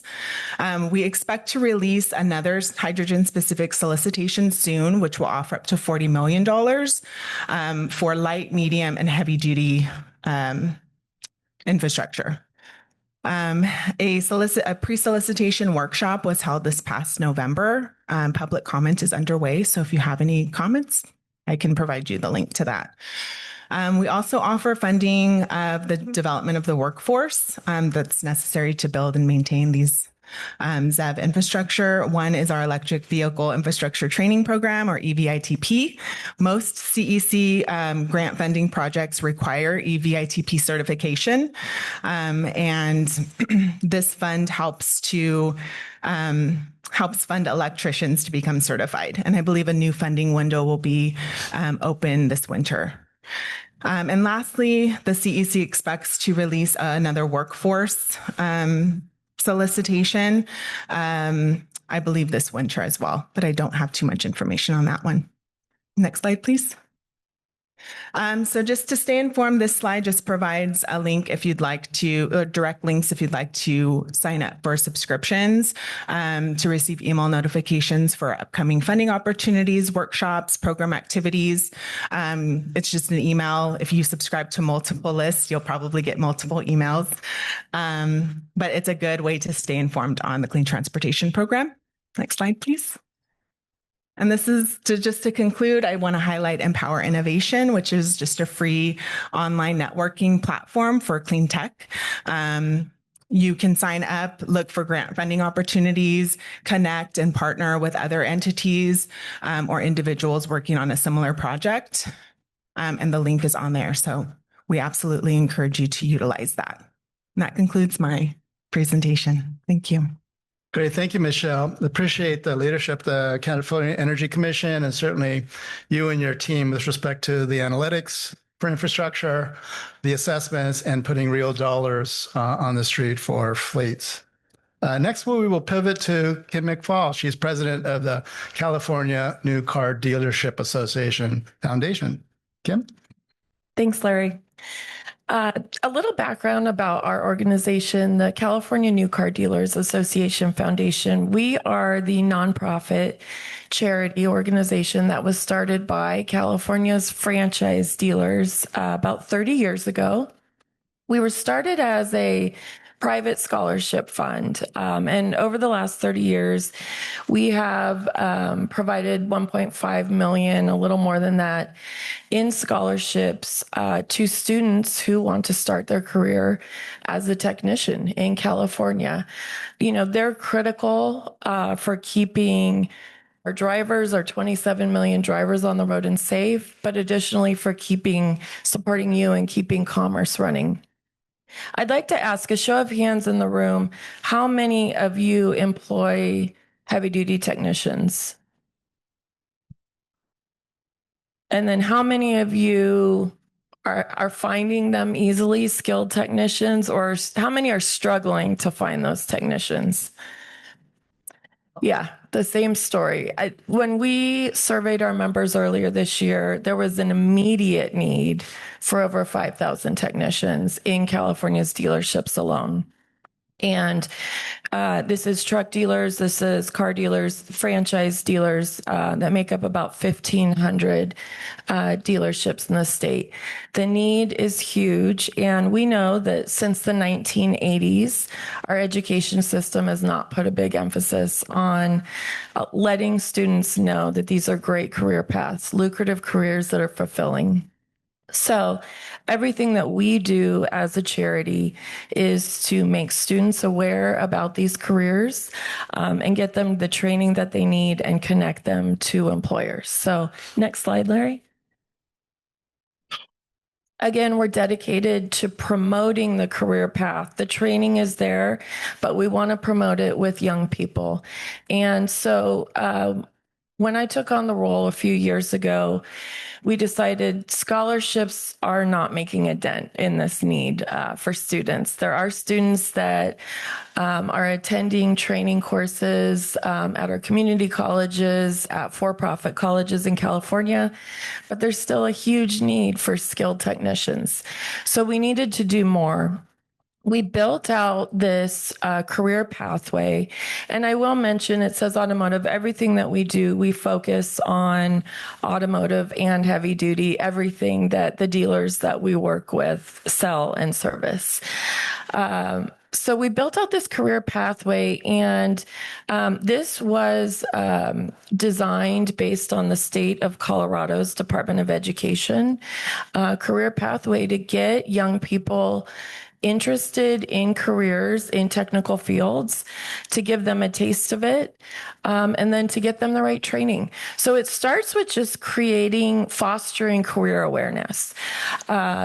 Through this, to make students aware that there are great jobs in the field, we do this in two different ways.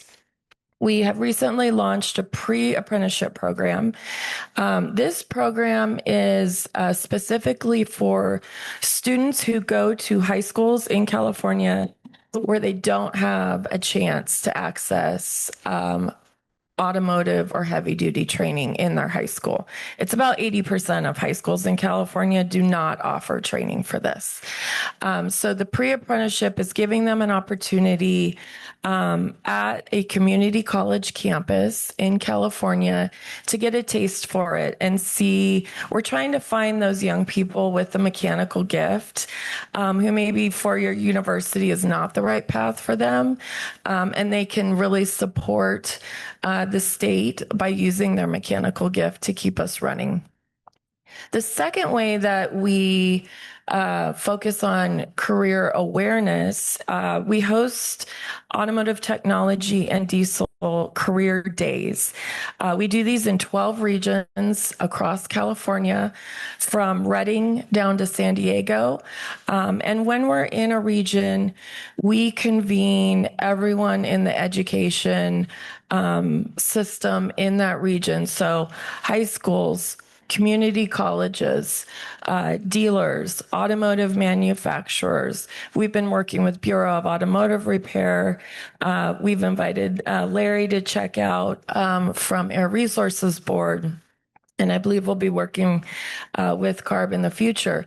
These events, we have a few hundred students at each event, and these students get hands-on lessons from the professionals that are local to them and from the manufacturers that are putting out this amazing technology that we're talking about today. So just introducing them to the fact that this is a possibility, talking to those professionals who 20 years ago were that high school student, likely, and just inspiring them to get interested in the career. So that's step one of our pathway.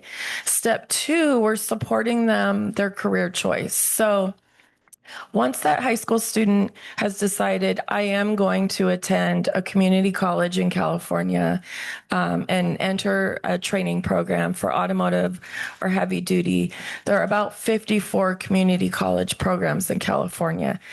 They offer free training for students through the California Promise Grant that the government provides.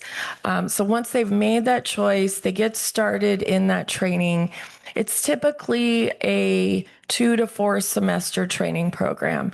Once they're in that 4th semester and they know, like, this is the path for me, we support that career choice through internships, and dealers sponsor a local student to get them into the field, seeing what it's really like. We know that what we learn in college is not always what real life, the profession is like. So that career choice, that internship is that opportunity for them to get a taste of it and then start their career.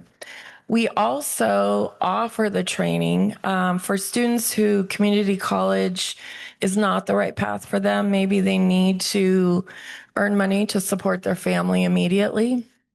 Our innovative training program is an apprenticeship program. Apprenticeship is what is called learn and earn, because while you are getting that training from the employer and from a local community college, you're also earning a training wage. So for a lot of young people in California, we know how expensive it is to live and to survive in the state of California that we all love. This training opportunity allows the young people to support themselves while they're training. And then the final piece, inspiring career growth. This is once they are in the dealership. We work very closely with dealers who do provide that ongoing training from their manufacturers. So this is our pathway. Really it's just finding that larger pool of students at the beginning of the path and just, providing them the training they need and connecting them to the job. Next slide, Larry.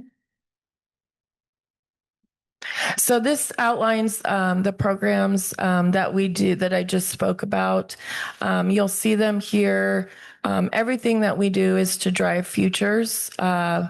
And here are some pictures of the young people that I am lucky enough to work with day in and day out. Next slide. I'm very thankful to be here today because as a nonprofit organization, our vision is to be a catalyst for change, but also a convener as we're building interest in these careers and being able to be here today to meet folks that I have not worked with in the past. I just want you to know that we are here. We are here to support the transportation industry as getting students aware and getting them interested in the careers. We don't know where they will start their career, at a dealership, at a manufacturer, at a fleet, at an independent service repair facility, but we know we need more of them. And so everything that we do is to get them engaged and, just arm those young people with information about what this profession really can provide to you. We get to work daily with professionals like Wes, who have a fantastic career. It's a lucrative job. And a lot of parents don't know that because our education system hasn't been so supportive of our industry in the past. So arming students with that information to have a great conversation with their parents and move forward in the careers. So I do have a QR code there to our website if you'd like more information, so you can reach out to us. Thank you. Great. Thank you, Kim, and appreciate the foundation and illuminating the need for the other segment of the ZEV experience and transmission, which is on the workforce, maintaining the assets and the infrastructure over time. We will now pivot to Simeon Gant. He is president of Green Tech Education and Employment. Simeon? Good morning, everyone. Apologies for being late. I must have been on Mountain Time. I apologize. I thought it was 11. However, thank you for inviting me, Larry. And as you mentioned, my name is Simeon Gant, and I started a nonprofit back in around 2008. And after kind of reviewing our state of California Assembly Bill 32, which essentially said that we need to go green, and trying to figure out and understand what that really meant, what I learned was that the state was really trying to say, how do we improve our health outcomes as we redevelop our infrastructure? And part of that meant, how do we redevelop our transportation system?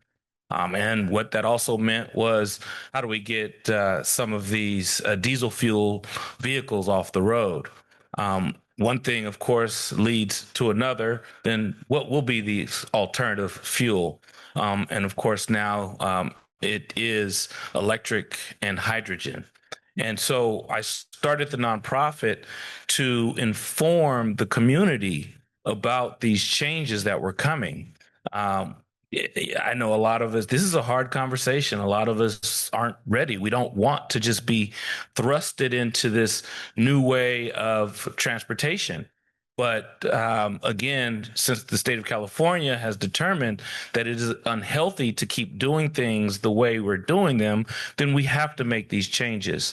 And so Larry asked me to come talk about, well, how are we informing the community about these things, and what are we going to do to improve or really provide the training and teaching the young people, because a lot of us are aging out. right? We're still, you know, working with these diesel fuels and the gas and the oil. But these young folks need to know and understand how to deal with the electric vehicle charging infrastructure. And so what Green Tech has done has we've started some training. We call it, of course, we're all familiar with EVSE, or electric vehicle supply equipment.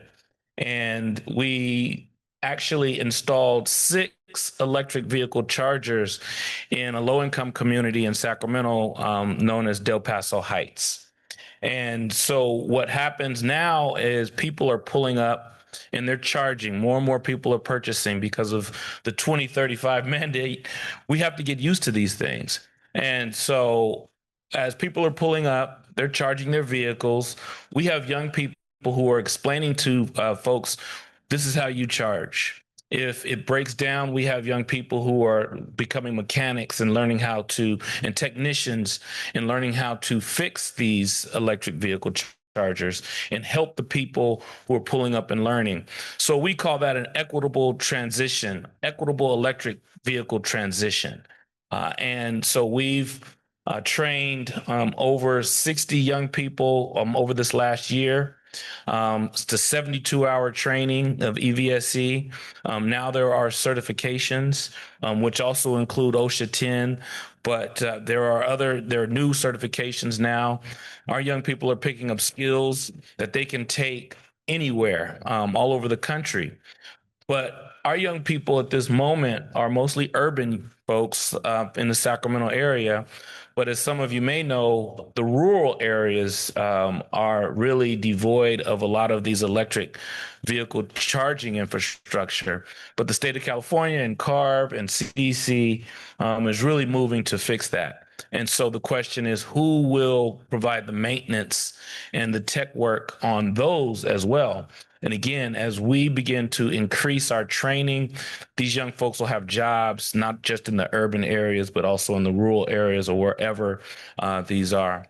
But there is a void, and we need to continue to do more and more. As we're installing more chargers, there's thousands of jobs available to do this. And so that's what Green Tech, that's what we do here in this community, and hopefully it begins to spread throughout the state and the country.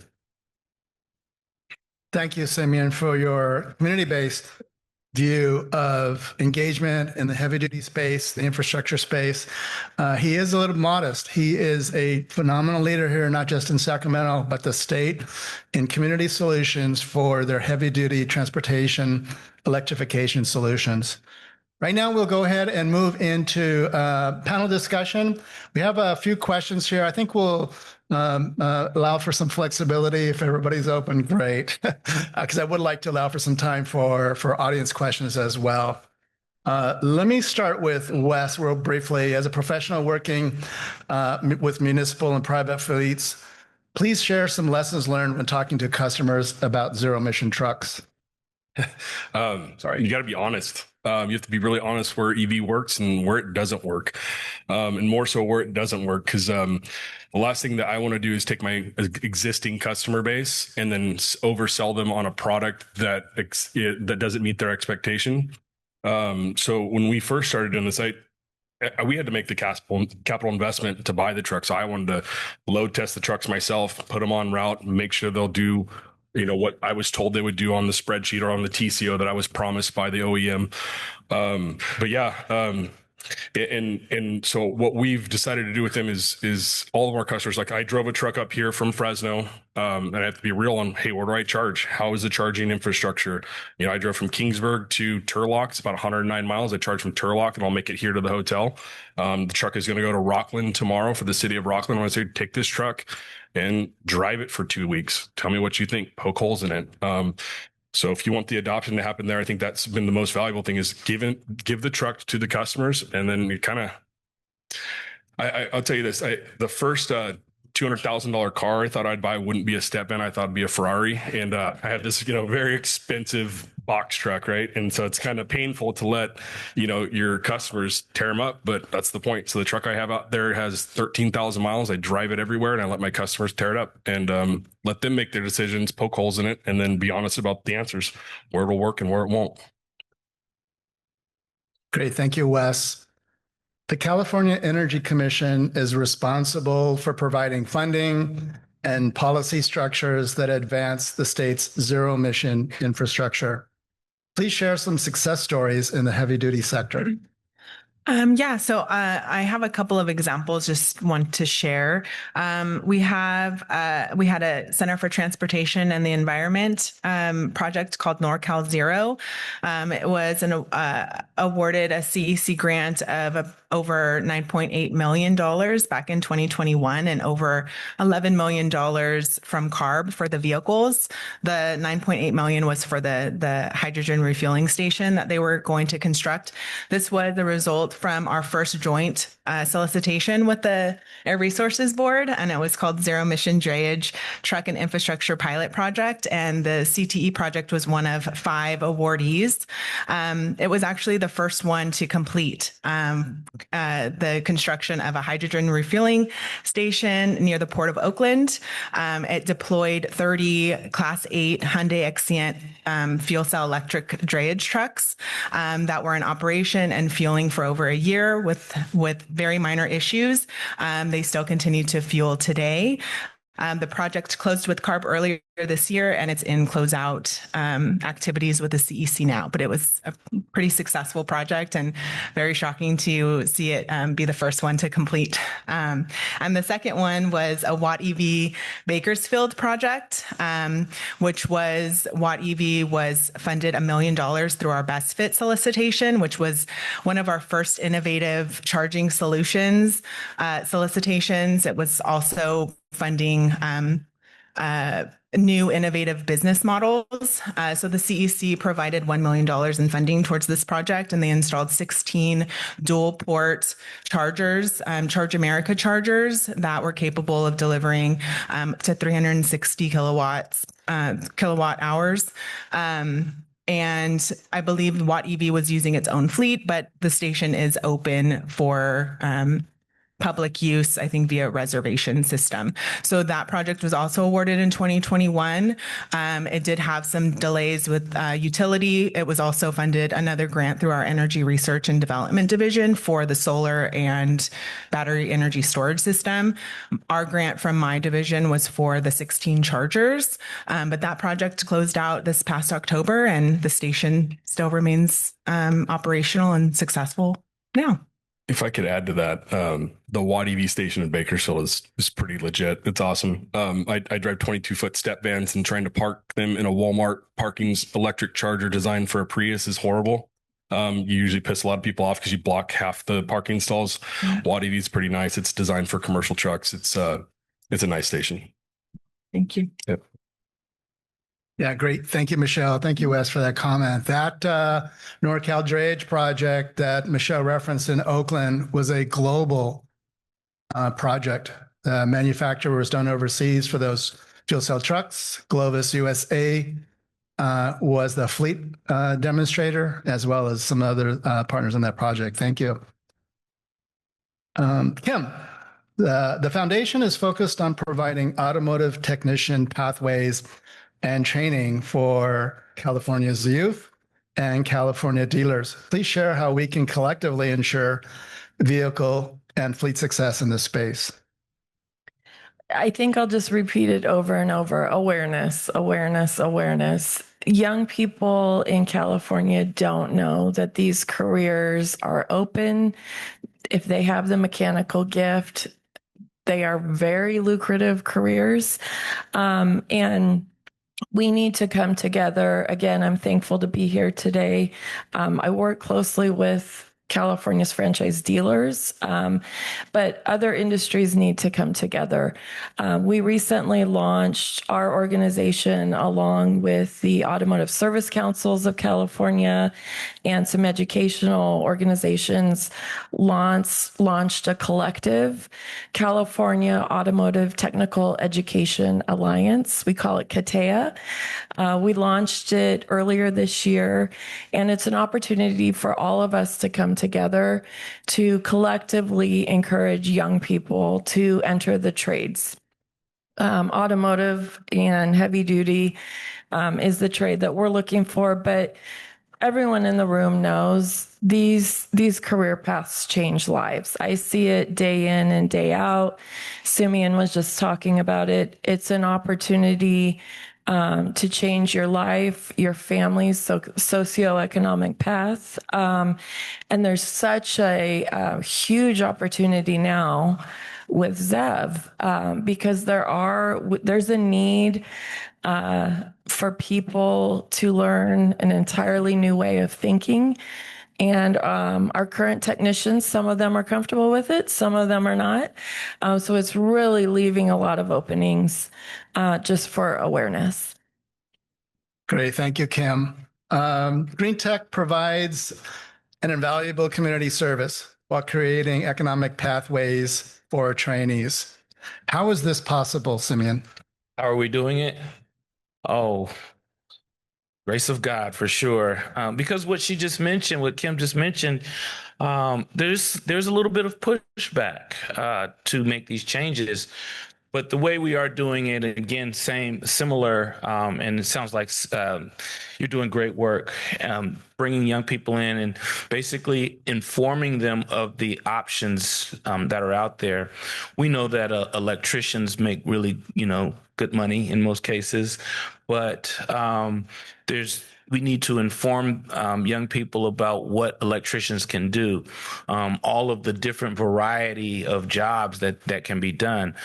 We will take our young people to someplace, an HVAC company, and let them see what they're doing on the site. Or we might take them to these different electric vehicle charging stations to let them see what's happening.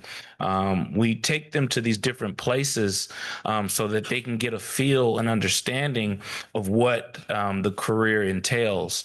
That's one way. I call those green tech tours. We do have classroom instruction, but we also give them hands-on projects. We had this one project we called the Solar Suitcase Project, and the students were able to put together a portable lighting system that when the battery died, instead of plugging it into the wall, we connected a solar panel to demonstrate photovoltaic technology. The students got an opportunity just to learn a little bit about electrical circuitry, just to get a little feel for it. And then they got to learn about solar technology.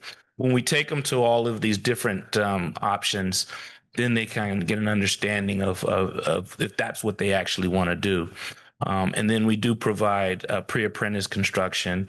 We have tool identification, teaching them how to actually the vocabulary and the names and the titles of what the type of work that they could be getting into. And so that's how we do it, is just kind of giving them the experience. A lot of these young people come out of high school with nothing on their resume. And so we provide them with different types of maintenance jobs and give them that experience and make them more competitive. Great. Thank you, Simeon. Appreciate you, Green Tech, and adding to the wonderful texture of our community here in Sacramento. For our last question, this will be for everybody here, and that is, how can CARB improve, foster communications, and community engagement on heavy-duty zero-emission fleet transportation? I can start a little bit, I guess. For our municipalities and our schools, getting them the education that they need, since they are the ones that are mandated to buy, getting them the resources that they need, showing them how to get to compliancy, showing them how to get the funding. Because what I find is that these fleets that are mandated to buy it, kind of at the top, it gets pushed down to like the nutrition services manager that needs a truck. Well, hey, 50% of your vehicles purchases have to be zero emission. And then you have a nutrition services manager or a transportation supervisor that's in charge of buses starting to try to make these decisions on which route they're going to choose on the advanced clean fleet rule. And, it's kind of, it needs to be kind of at the top going down, because they have to have an infrastructure plan before they start. I've seen fleets where they got their infrastructure for their school buses, but they forgot about IT. They forgot about maintenance and operations, the guys that do the football field and service the plumbing and the HVAC. So I think our city departments need some more resources there as far as staffing, because it's the rules are pretty complex, and that's just ACF. You also have the equipment side mandates. I think they need some help training, because what I found is when we built all these truck options for adoption for all these cities and schools, but if they weren't educated on what the rules were, we didn't have customers. So educate them on how to get compliant, out to compliancy, show them how to, some of these schools don't have a full-time grant writer, how to get the funds, access to funds, and then you'll get some of the options, because the vehicles, they work well where they work, and I can show them where they work, but they're not gonna accept the adoption until they're educated. So getting the word out, I think, would help out a lot. Okay. Anybody else? Yeah, Kim. I would agree. Getting the word out, events like today are what we need. Being able for the community to be able to communicate directly with CARB, as we're doing today. Next door, having the one-on-one sessions is huge. The grant funding for organizations such as Simeon's and myself, it's hard for us to figure out the grant funding as well. So the support that you're offering today is great. And, CARB and Bureau of Automotive Repair being in our regional events where we're working directly with students, I think would be a huge, huge step forward. Great. Thank you. Yeah, not a lot to add. What they both just said, and this event is really good. Getting the word out is absolutely great. To do more of these, providing the technical assistance is really important.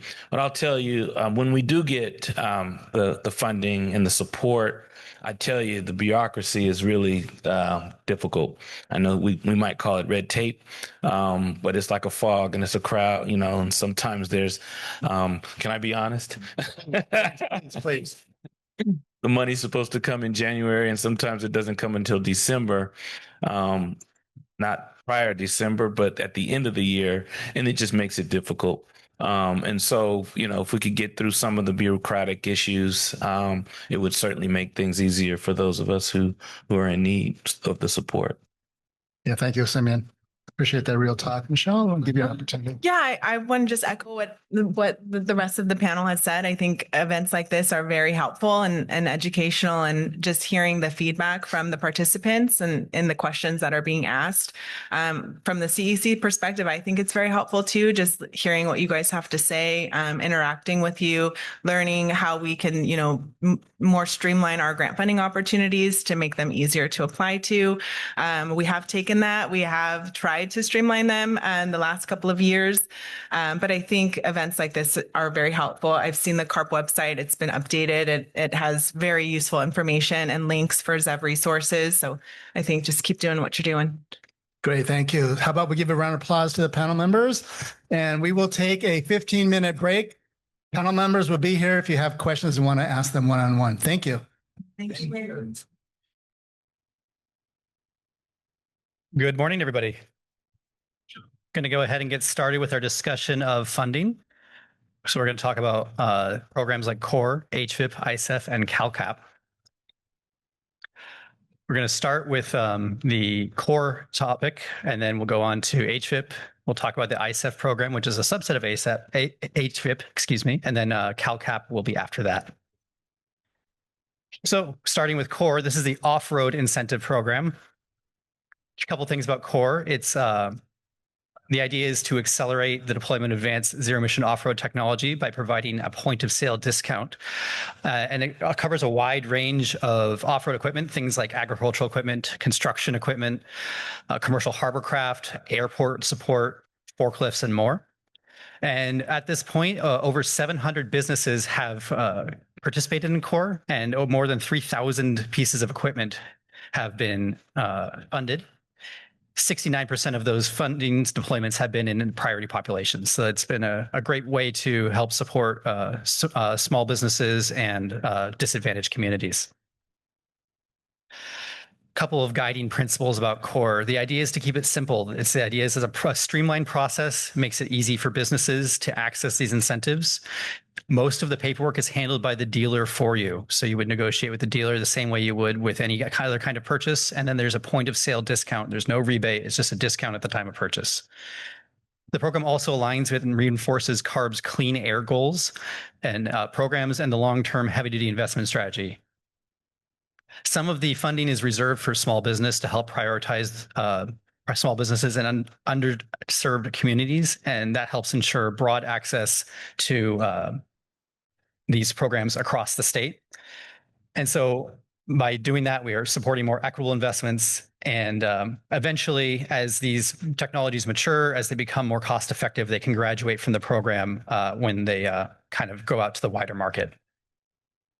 So if you want to participate in CORE, it's a pretty easy process. You choose your zero emission equipment the same way you would any other way, and then contact an eligible dealer. If you go to the CORE website, there is a list of dealers who have gone through that training. The dealer applies to CORE on your behalf. You receive a voucher and pay the reduced amount and use your zero emission equipment. The dealer handles almost all the paperwork for you. So CORE recently closed in August, opened in August and closed in November. And about almost 36 million was available, first come, first serve. It was open for 3 months, and then there were some categories of equipment that were oversubscribed, so there's a voucher wait list for those. If you have questions about CORE, please email info@californiacore.org. The next incentive program is called HVIP. It's the Clean Truck and Bus Voucher Incentive Program. And the structure of this is going to sound very familiar if we're listening in the past couple minutes. It is very similar. It's run by CalSTART, which is a clean transportation nonprofit on behalf of the California Air Resources Board. It was launched in 2009, and it helps accelerate the adoption of clean, efficient trucks and buses on road. So CORE is for off-road, CORE is for off-road, HVIP is for on-road. You apply the same way with your dealer at the time of purchase. You get a discount at the time of purchase. There's no large paperwork to fill out or anything like that. At this point, over 2,000 fleets have participated with over 15,000 on-road vehicles and an average savings of over 20%. Some guiding principles. The idea of HVIP is to accelerate the market transformation to the cleanest available technologies and support the goals laid out in the heavy-duty long-term investment strategy. So by providing these incentives, we can help drive purchase decisions and maintain a simple fleet-friendly process. In addition, this works hand in hand with CARB's regulatory programs and helps avoid market disruptions by trying to maintain a consistent funding availability. Just like CORE, once technologies come down in price and become more widespread, they will graduate from the program, and new technologies may enter at a different point. And just like with CORE, the idea is to support equitable investments in communities throughout the state. So very similar process. You're going to choose the vehicle that works for you. I'd recommend checking out that website you see on your screen, californiahvip.org/vehicle catalog. There's about 150 different models in there, so you should be able to find something that works for your operations. Once you're on that vehicle page, you'll be able to find an approved dealer. Again, these are just dealers that have chosen to go through the training process, so they're equipped to handle this program. You go negotiate and complete a purchase order with your dealer the same way as if you were buying a vehicle any other way. Sign the terms and conditions. Basically, you need to operate the vehicle in the state for 3 years. And then you get your new vehicle with a cash on the hood deduction and no rebate to fill out. So funding status, it did close new applications in November 2024, but as of about 5 minutes ago, CARB sent out an email that HVIP will be reopening with new funding on December 16th. So that is very brand new information. I'm glad that I got the email before I came up here to talk about it. Any unredeemed vouchers go back into that pot and help extend the funding. So it says that relaunch will come soon. It is going to relaunch on December 16th. There are a couple of new rules, so I'd encourage people to check out that email or go to the HVIP website if you haven't seen it. There's a couple of new minor modifications to the program to check out there.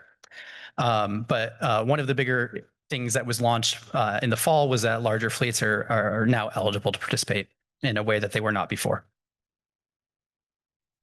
Any questions about HVIP, you can email info@californiahvip.org. And again, check your email if you're on the Gov delivery.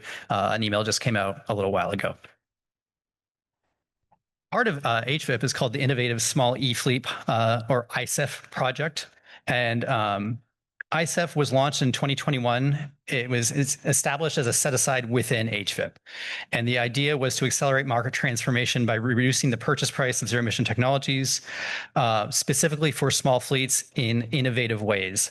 The ISEF set aside specifically for small fleets and independent owner operators to overcome barriers in the zero-emission markets that larger fleets may not experience, and to pilot mechanisms like all-inclusive leases, short-term rentals, that kind of thing. So there is an additional party involved in a regular HVIP transaction. You have the dealer who is providing the vehicle and the fleet who is purchasing the vehicle. With ISEF, there's a third party called the provider. So the dealer provides the vehicle, the provider administers the program, whether that's a rental or a lease or what have you, and then the fleet gets to take advantage of that vehicle. Keep note that this is only for small fleets, so those with 20 or fewer vehicles and less than 15 million in annual revenue. On this slide, you can see a table of the voucher amounts. If you look at the base voucher, those are the regular HVIP voucher amounts. They start at $7,500 for Class 2B and go up to $240,000 for a Class 8 fuel cell semi-truck. And then the small business voucher gets an enhanced amount. So ISEF and small businesses within HVIP, those Class 2B vouchers start at $9,000 and they go up to $420,000. Keep in mind, though, that HVIP will only cover up to 90% of the cost of the vehicle. So if the voucher amount exceeds the cost of the vehicle, you're only going to get that 90%. And it does not cover taxes and fees. Any questions about ISEF, you can email isef@californiahvip.org. And again, this is a perfect reason to subscribe to those Gov Delivery email updates because one just came through today. If all this sounds confusing, if you need help, if you want to find vehicles or chargers or incentives, or you need technical assistance in any way, I'd invite you to contact CalFleet Advisor. It is free technical assistance that can provide answers for all of these topics and connect you to the project partners you need to succeed. When you contact us, you'll get a personal advisor that's assigned to your fleet and will work through your specific needs and the obstacles that you've encountered to help you overcome them. We can refer you to resources, especially things like utilities, agencies, dealers, and service providers that you might need to be successful when you're moving to a zero-emission vehicle. And we can help you find funding with special incentive calculations specific to your location and your fleet. We also have one-off questions. So if you just want a quick question, if you have certain things that you need clarification on, you don't have to go through a whole long process. We're happy to help you with those as well. And that's, again, CalFleet Advisor at californiahvip.org or calfleetadvisor.org. It's really quick to sign up. And there's just a 6 question sign-up sheet. So quick, easy, and then we'll be in touch with you shortly to help you out with your zero-emission vehicles. Next, we're going to invite someone up for the CalCap. Real quick, Brian, before we go to CalCap, we just want to give everyone a chance to see if there's any questions on the CARB portion of the funding program. Sorry about that. Anyone have any questions before we move on? We're going to go to a CalCap program, which is different than the incentive programs that we just spoke about. And then we're going to talk about local air district incentive programs. So before we move on, if you have any questions about what Brian just talked about, here's your chance. Going once, going twice. Yes, here we go. Yeah. Kind of. Okay. I'll take it. Related question. I know there's a section at the end for with CDCR, and the question, it's been a little bit challenging accessing some of the funding and grants with some of the procurement guidelines that exist within government. I was just curious if HVIP, and I think I was told this early on that the department did qualify, but with the procurement process and seemed fairly easy, almost if you were on the private side, but getting through and then identifying a dealer or identifying the asset that you're looking for and then the dealer. How easy is it for government to kind of access the HVIP or core funding? Core is closed, but HVIP. Yeah, it's we've helped a variety of municipalities, government agencies, water agencies, irrigation districts, that kind of thing. So the process is basically the same. I know you have some procurement guidelines that you have to follow where you have to get competitive bids and things, and that can slow the process down. A couple of solutions that we found for that one is to get your bids in ahead of HVIP reopening so that you have the bid ready when the program opens. And then there are also some pre-negotiated contract pricing available with the state and with some other organizations that you might have access to if you're allowed to use that pre-negotiated pricing, and that can really speed up the process. Mm-hmm.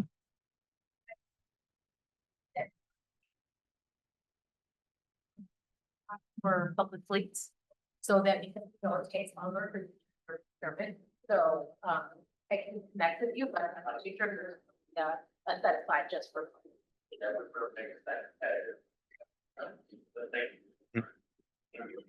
Any other questions on core, HVIP, ISEF, or CalFleet Advisor?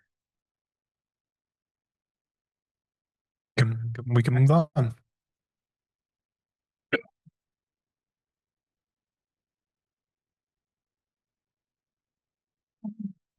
Good morning. So I'm here from a program called CalCap, California Capital Access. I'm pretty sure that I'll be right if I guess most of you have never heard of it. So please raise your hand if you have not heard of CalCap before. Yay! Okay, I get the prize. Okay, but how many of you have heard of SBA or the Small Business Administration? Raise your hand. Okay. Great. So if you know, the concept is the SBA, they're not exactly a lender themselves, but they help support loans that lenders make to small businesses.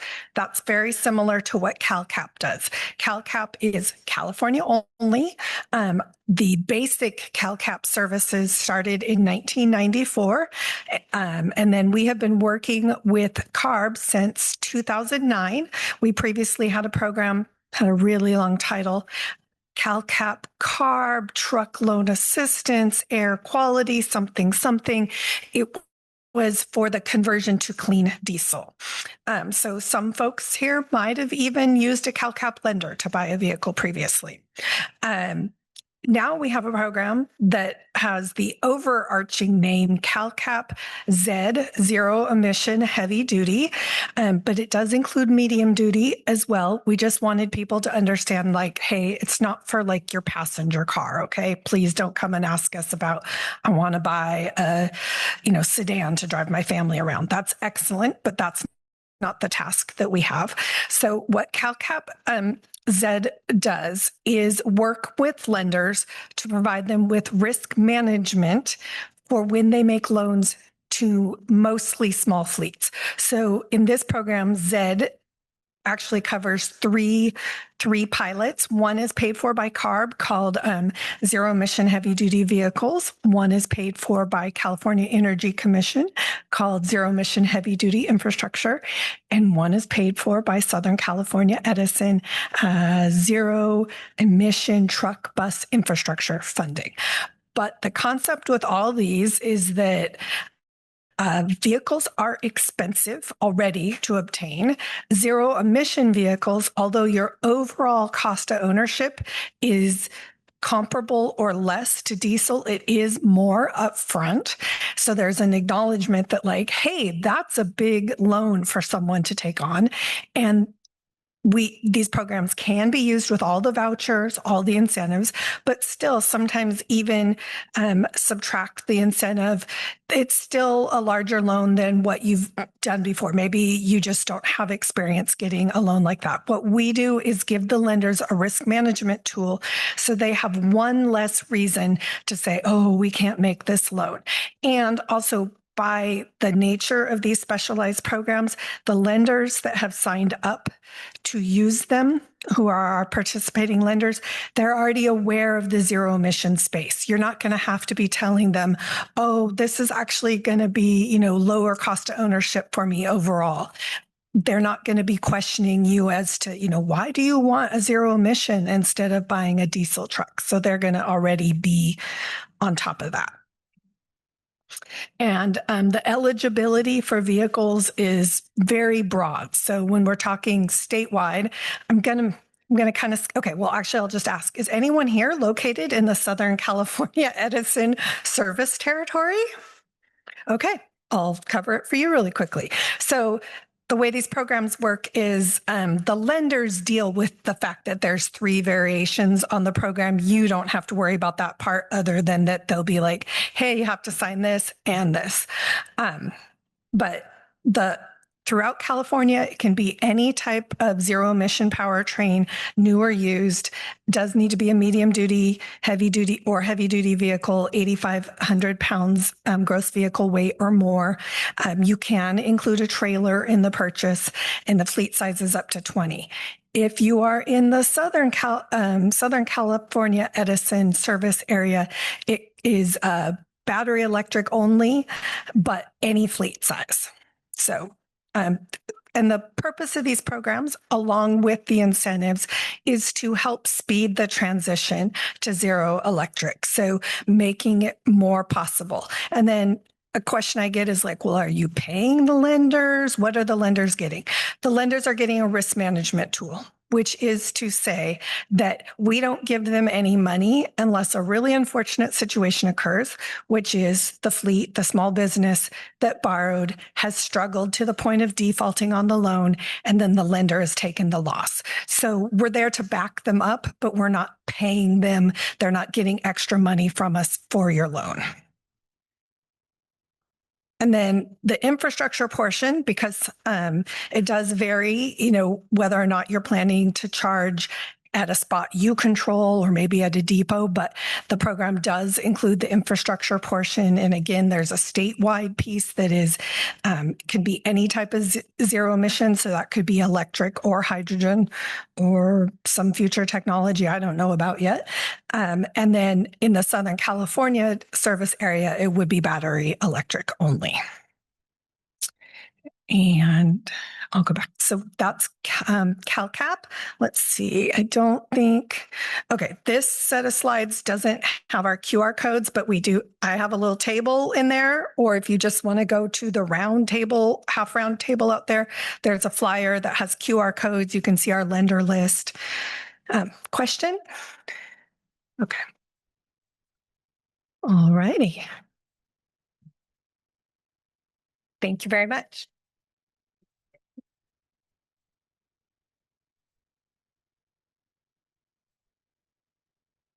Thank you so much. Next, we're going to move on to Air District funding. So we have Christian Damkier from the Sacramento Metropolitan Air Quality Management District to go over funding they have available.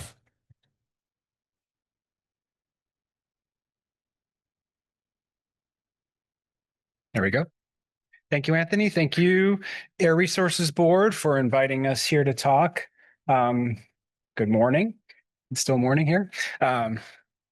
My name is Christian Damkier. I am one of the engineers that work at the Sac Metro Air District, and my job is to try and help provide incentives for fleets in Sacramento County to upgrade their equipment to the cleanest mobile equipment possible. We, the Sac Metro Air District, are generally a local government special district, and what we do is we regulate sources of air pollution here in Sacramento County. Most of those would be boilers, industrial sources, and such. However, in Sacramento, most of our pollution actually comes from mobile sources. And those are the cars, trucks, farm tractors, and other equipment that operates in and out of the county. We are unable to regulate those at a local level. So we have been using voluntary incentives now for about 30 years to help encourage fleets to go above and beyond their requirements to clean the air. Specifically, I've been working on these programs for 23 of those 30 years, and I'm very proud. And has anyone in this room, have any of you received a grant from our agency? Just curious. Got one, two, anybody else? Cool. Well, thank you very much. I appreciate your participation. For the rest of them, for the rest of you guys, how incentives work in general. They reduce the cost of purchasing zero-emission equipment and infrastructure, or they are used to replace existing combustion engines with cleaner options. Incentives are not available to help a fleet comply with regulations. Applicants must be fully compliant prior to application, and funded equipment cannot be used to meet regulatory requirements until your grant agreement is complete. What this basically means is that right now we have about a 3-year window where you have to purchase equipment prior to a regulation. I'll be quite honest, right now it's very unknown with advanced clean fleets and all these other things. But we've been dealing with this on the diesel side for many years. So if you have any questions, let us know what you have and I can try and navigate you through. We have many sources of funding that we use here locally. The biggest source over my tenure has been the Carl Moyer program. Hopefully you've heard about it. We've been trying to advertise the program for many, many, many years. In Sacramento, we've mostly focused that on off-road equipment, farm tractors, construction equipment, zero-emission forklifts. One of the newer options that we have is our Community Air Protection Incentive Program. It's a complement to our AB 617 Community Air Protection Program, providing local incentives for school buses, community greening, stuff like that.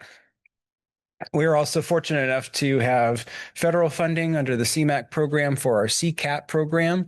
CCAT operates very much like HVIP. It's kind of our local HVIP program here in Sacramento County.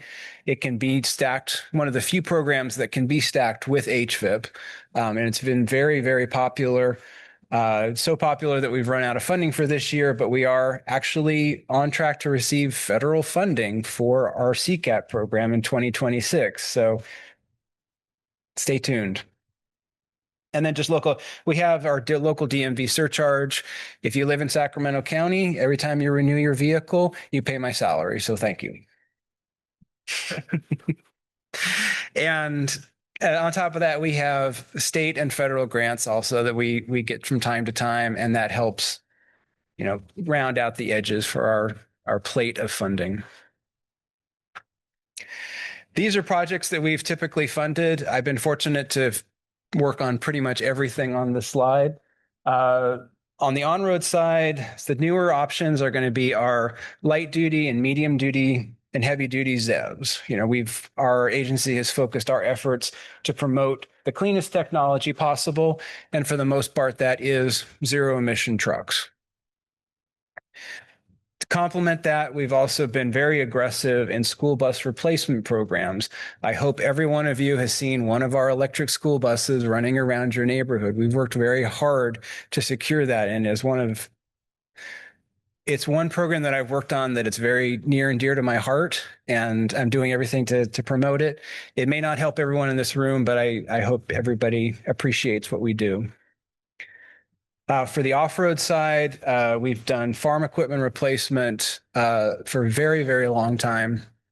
That's still one of the programs where we actually replace the diesel equipment with a new diesel equipment because zero-emission technology is not readily available for farm equipment at this time. Although we have a couple of electric tractors running around. Another one of my favorite programs is our Charlene McGee Memorial Lawn and Garden Program. It's named after one of our former employees who died recently. It was one of her big challenges, so we always love to get the nose out there. we will be starting up our commercial and residential lawn and garden program in 2026. Stay tuned for more information about that. Zero emission forklifts, locomotives, those are the things that we do. My big project right now is the infrastructure. I work a lot on EV charging stations, hydrogen fueling stations. I want to recommend everybody that's here, if you go out into the parking lot, I believe it's basically behind this wall right here, there is a rather large EV charging system out there. There are 4 fast chargers and several AC chargers. There should be some trucks out there. If you're at all interested in heavy duty deployment, trucks and buses and stuff, that's the technology that you would be using.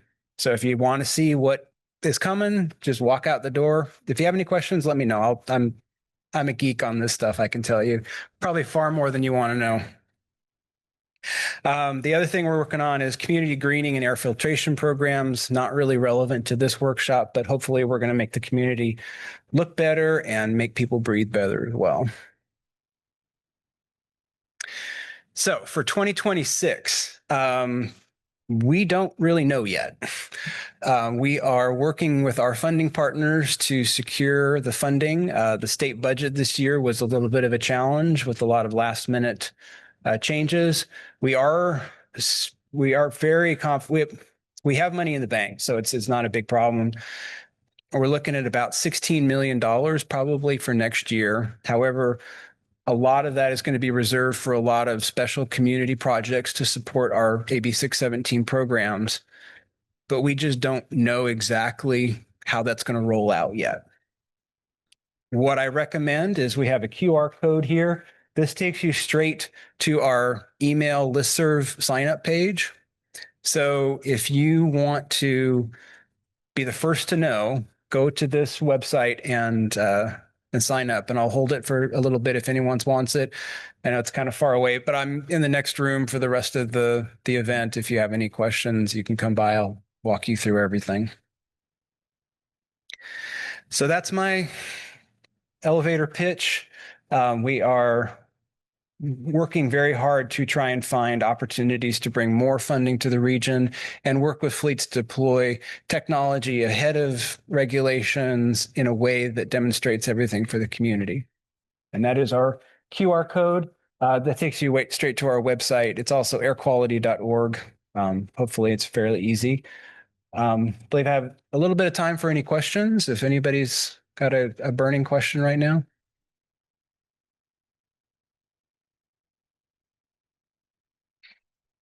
If not, then like I said, we will be in the next room the rest of the day. If you have any questions, then I will turn it over to, I guess, general Q&A.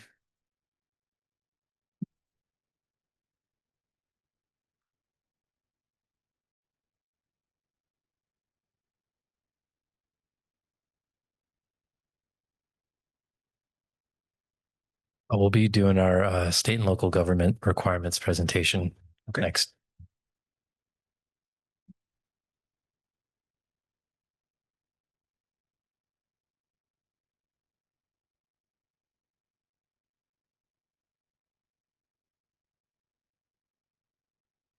Right. Good morning, everybody.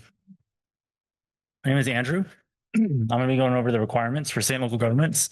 This is going to be your advanced clean fleets regulation. So if there are any private fleets in here, it's not going to apply to you. So real quick, state and local government fleets may also be subject to additional regulations, including, but not limited to, clean truck check, innovative clean transit, off-road diesel fuel fleets, and zero-emission forklift. The advanced clean fleets, California has withdrawn its request for a waiver and authorization to add advanced clean fleets to its regulatory framework. CARB is evaluating next steps.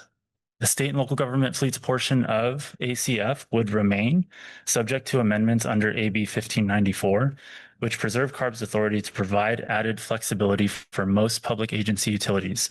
Consistent with its mission to reduce air pollution and protect public health, CARB encourages all to continue reducing emissions, and we look forward to partnering with you in these efforts.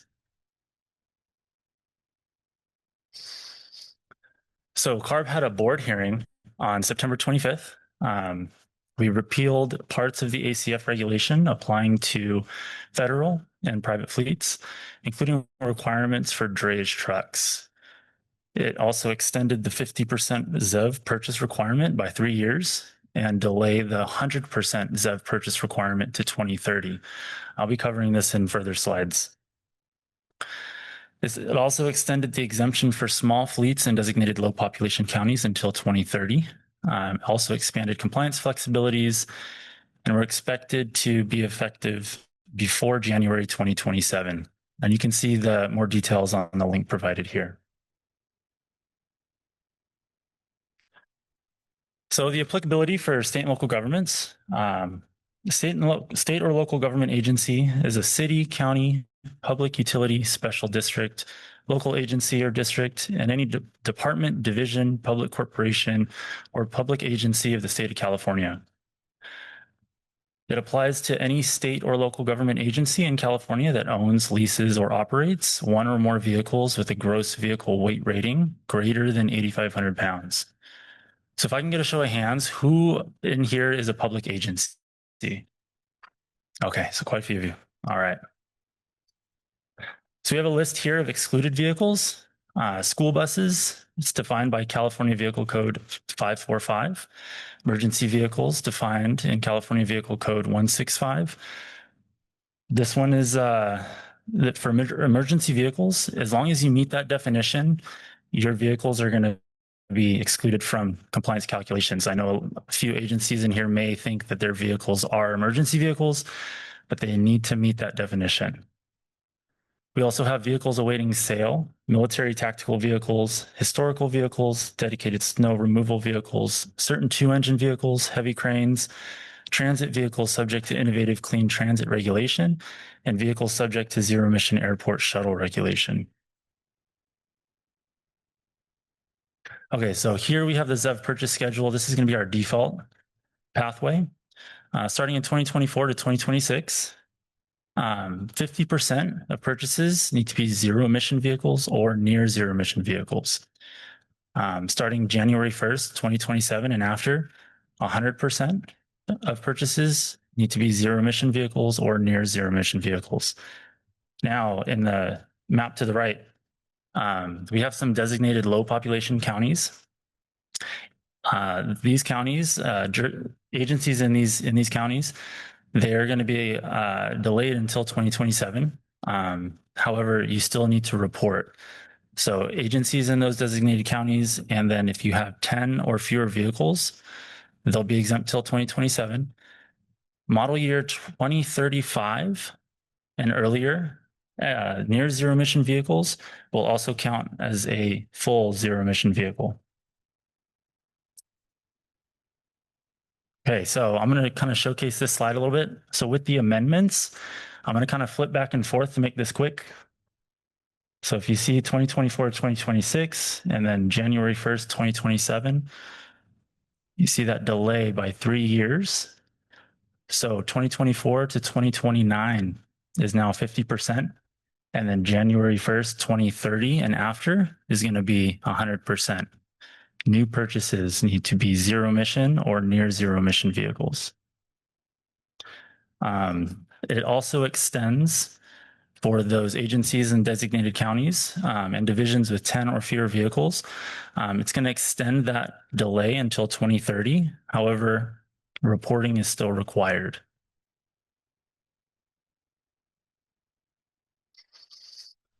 Now, for the reporting date, for state and local government agency fleets, the Truck Regulation Upload Compliance and Reporting System, also known as Truckers. This is going to be our online reporting tool that you're going to use to report your vehicles.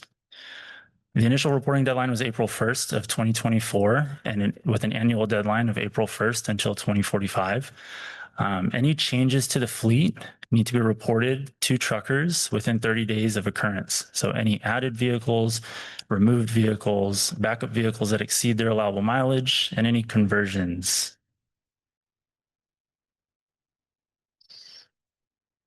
So here we have some considerations for this ZEV purchase schedule pathway.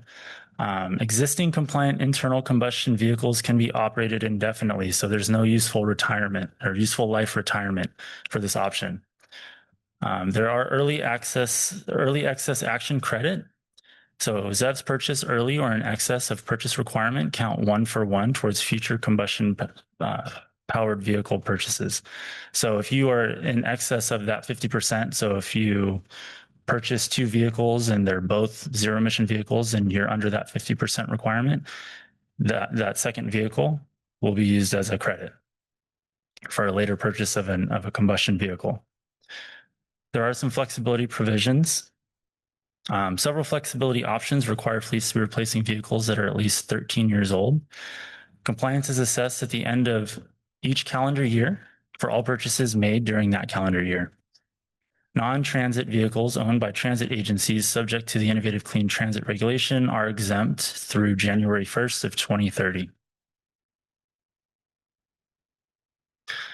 ZEV milestones option. So this is our second pathway.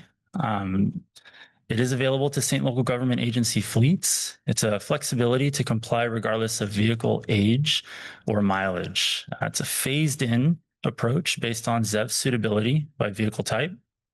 You must meet milestones as a % of your fleet. It does allow flexibility to add new or used ICE vehicles beyond 2027. The annual reporting deadline for this pathway is February 1st. So it is different than the first pathway. You can opt in permanently in truckers until January 1st of 2030. And you must waive your statutory useful life for vehicles. And I'll cover that later in further slides. So here we have a chart. It's going to give you a little breakdown. If you look at the top row, you have 10, 25, 50, 75, and 100%. And then the rows under that are going to be the corresponding years. Now, if you see the group 1, that second row from the top, group 1 are box trucks, vans, 2-axle buses, yard trucks, light duty package delivery vehicles. Group 2 are work trucks, pickups, day cab tractors, and 3-axle buses. And group 3 are our sleeper cab tractors and Class 8 specialty vehicles. So here we're going to go in a little bit more detail. Based on the corresponding times, if you look at the chart, the row that has number of vehicles, you have 60, 20, and 20 for a total of 100 vehicles. Each column after that, so if you go to ZEVs in 2025, so that second column, it says 10% for your group 1. So that's going to be a total of 6 vehicles. On the bottom row there, ZEV milestones, you're going to need a total of 6 vehicles, 6 ZEVs in 2025. Now, if the percentages are only used for calculations, so you can play with these categories. You don't have to have 6 vehicles in group 1. You can have 2 vehicles in group 1 and 4 vehicles in group 2. So if we go to the next column over, we have ZEVs in 2029, 15 ZEVs or 25% in group 1, and then 2 ZEVs or 10% in group 2. So again, you can play with these numbers. You can flip them. You can have 15 vehicles in group 2 and 2 vehicles in group 1 for a total of 17 ZEVs in your overall fleet.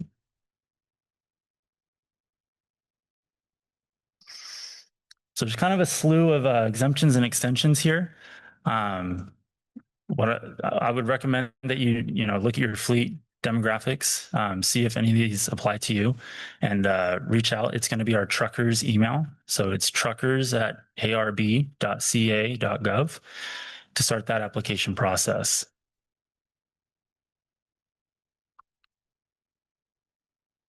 So a little bit of a repeat. We had a board hearing on September 25th. The 45-day comment period is open, or was open until September 15th. AB 1594, it directed CARB to amend the ACF regulation to provide additional flexibilities to most public agency utilities. And at these links, we have more information about those. And then here we have our official email. This is going to be for our implementation team. So if you have any fleet specific questions, send us an email and we'll be able to help you out with that. We have our phone number here as well. If you guys have any more questions that we missed today or we're not able to, I'll be right next door and I can help you with those. So I'm going to open up to the floor if you guys have any questions. Yeah, go ahead. It might be government, but like traffic, there's the lane discussion, are they trying to put forward a have road stuff still, or that just all in this is the next couple of years? So I can't speak on that. All I can tell you is we did not receive a waiver and the state and local government agency's fleet portion is in effect. I got a question. Mine is related to filing for an exemption request. I think CARB is aware that in a class 3 and above, there is no 4-wheel drive chassis available. Should that just be put in as a standard like we see for a 2-engine truck? I mean, nobody's making them, but we still have to follow up with an exemption request, which can be a lengthy process for something we know is not available anywhere. So we do have a streamlined exemption list. It's being updated. I think the last time it was updated was in March of this year. So a lot has changed. There's going to be more vehicles on there. That kind of makes that process a little easier. If that vehicle's on that streamlined list, you're going to get that automatic exemption. I'm going to suggest still submitting it because we are updating those lists over time. So if we're getting a lot of exemption requests from other agencies, it's going to make it on that list. So I know the process can be a little lengthy. Check out that list first, see if the vehicle's on there. And if it is, you're good. If not, yeah. And then car, no manufacturer is making a 4-wheel drive. So why that wouldn't be the standard exemption right off the bat? Still submit the exemption application, and then we'll look at it and process. Hi, I just have a question on the AB 1594. Are those additional flexibility for utilities? Are those available now, or and they draft, or are they final? So originally, they were targeted towards public utilities. But now they're going to be extended to all state and local governments. It's still in the works. It's still being finalized. But we're looking to have that up and running before 2027. Before that 100% requirement kicks in.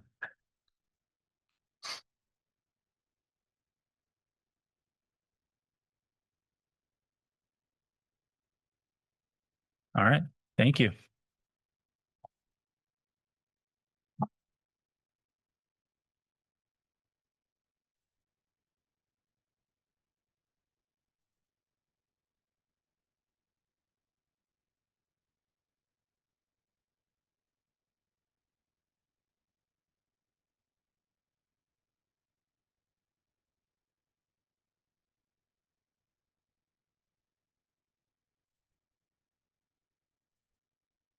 Good start, Anthony. All right. Well, good afternoon, everyone. My name is Jason. I'm an air pollution specialist for the off-road implementation section. Today, I'll be presenting on the in-use off-road diesel fuel fleets regulation in regards to the overview and our 2022 amendments that recently took place in 2024. So in this presentation, I'll be going over the regulation background, our 2022 amendments, and I'll provide some resources on the last slide. The California Air Resources Board has been regulating in-use off-road diesel vehicles since 2008. Vehicles subject to this regulation are diesel-fueled, 25 horsepower or greater, self-propelled, and has an off-road engine. So these would include construction, mining, industrial equipment, and more.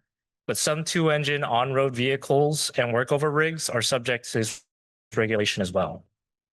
To be in compliance, fleets must meet one of 2 performance requirements, either a declining fleet average emissions target or the best available control technique. which gains credits from selling or retiring previous equipment that was added into the fleet.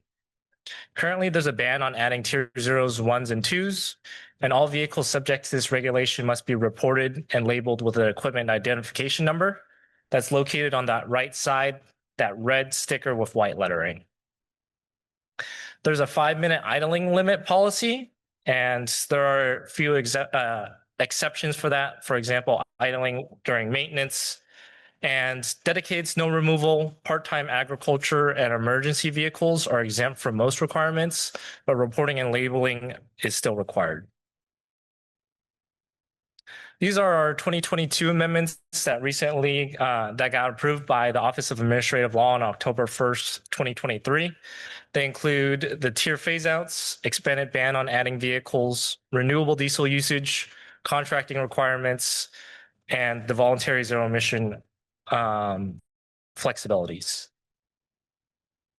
Before I go into the amendments, I want to talk about off-road engine standards. The engine standards, the engine tier correlates with the emission standards established by the US EPA and the California Air Resources Board. To find out what engine tier your off-road vehicle is, look on the hood of the engine. There should be a black plate on there, and it'll tell you what engine tier it is. Tier 0 is one of the dirtiest engines, while tier 4 final is one of the cleanest. Moving on to the phase outs. So starting on all fleet sizes will be phasing out tier 0s, 1s, and 2s, depending on their fleet size and the annual reporting year. So for 2026, large fleets should phase out their tier 1s by January 1st, 2026, and medium fleets should have phased out their tier 0s by January 1st, 2026. Moving on to 2028, large fleets should have phased out their tier 2s by January 1st, 2028. Medium fleets should have their tier 1s phased out by January 1st, 2028. And small fleets should have their tier 0s phased out by January 1st, 2028. Tier 0s includes model years of 1994 or older on-road engines. Tier 1s include 1999 or older on-road engines, and Tier 2s include 2003 or older on-road engines. These are the two engine vehicles that I was talking about earlier that are subject to this regulation. Moving on to the expanded ban on adding vehicles. Starting on January 1st, 2024, large and medium fleets can only add Tier 4 final. Small fleets can continue to add Tier 4 interims into their fleet until January 1st, 2028. After that, they can only add Tier 4 finals. As a note, beginning on January 1st, 2024, fleets are also prohibited from adding vehicles with a Tier 0 engine as a dedicated snow removal vehicle used for emergency operations, job corps vehicles, or Tier 4 interim phase-outs also include 2006 or older on-road engines. Moving on to renewable diesel usage. Renewable diesel is a transportation fuel produced from non-petroleum renewable sources. Fleets are required to use renewables starting January 1st, 2024, and they must attest that they are compliant and keep records that demonstrate compliance. But there are a few exemptions that I'll be going over in the next slide. The first exemption would be the inability to procure. For example, if your fleet gets fuel from a gas station, if there's no renewable diesel within a reasonable distance, you can use this exemption, but record keeping is needed just in case you get audited or anything.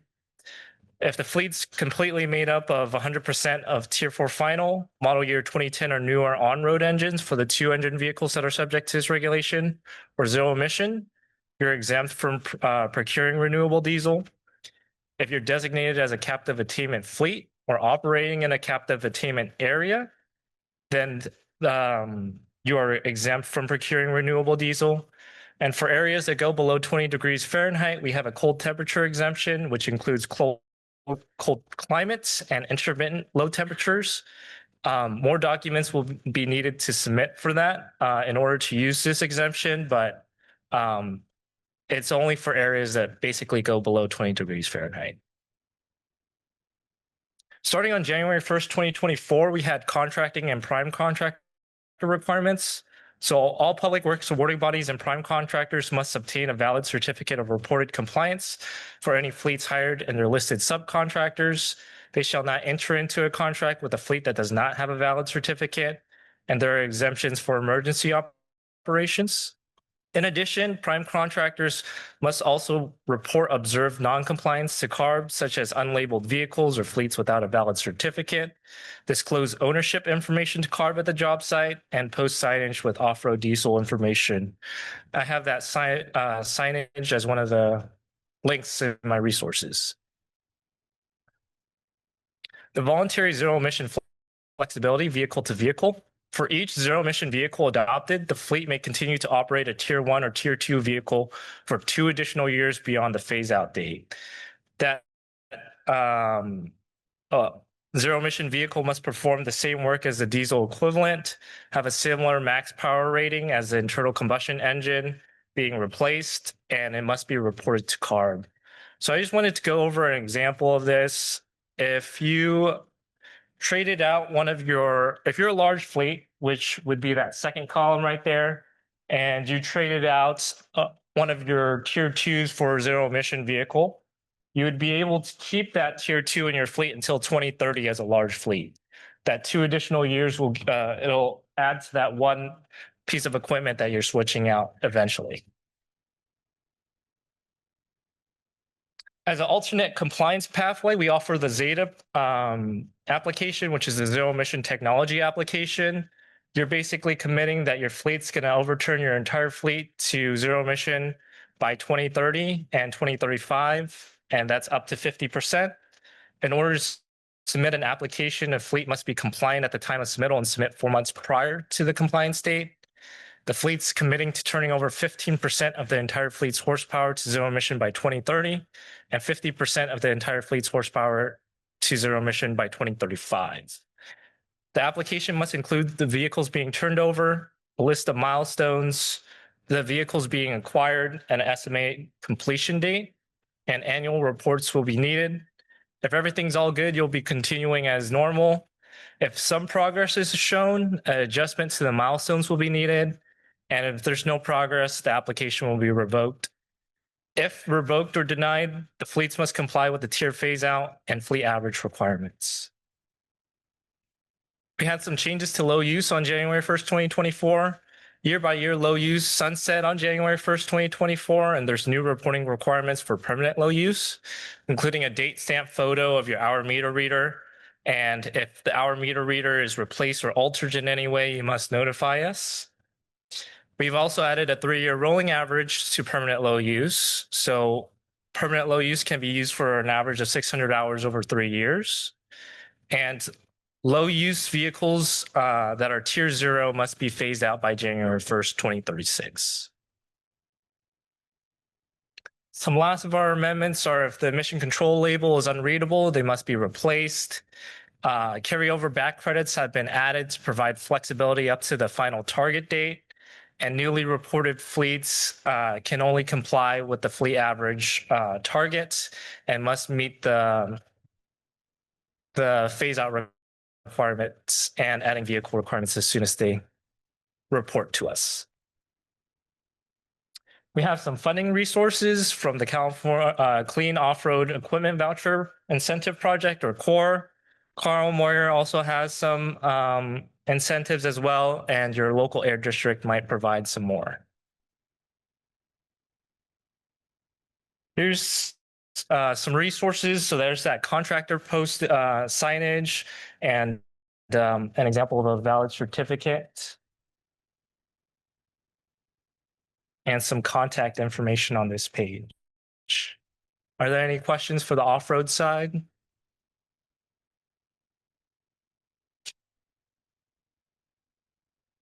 Yes.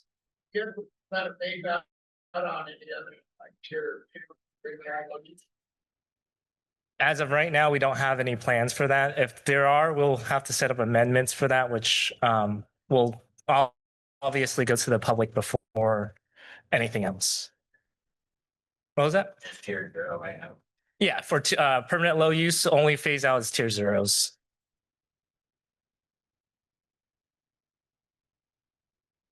Any other questions for off-road before I move on to the zero-emission forklift?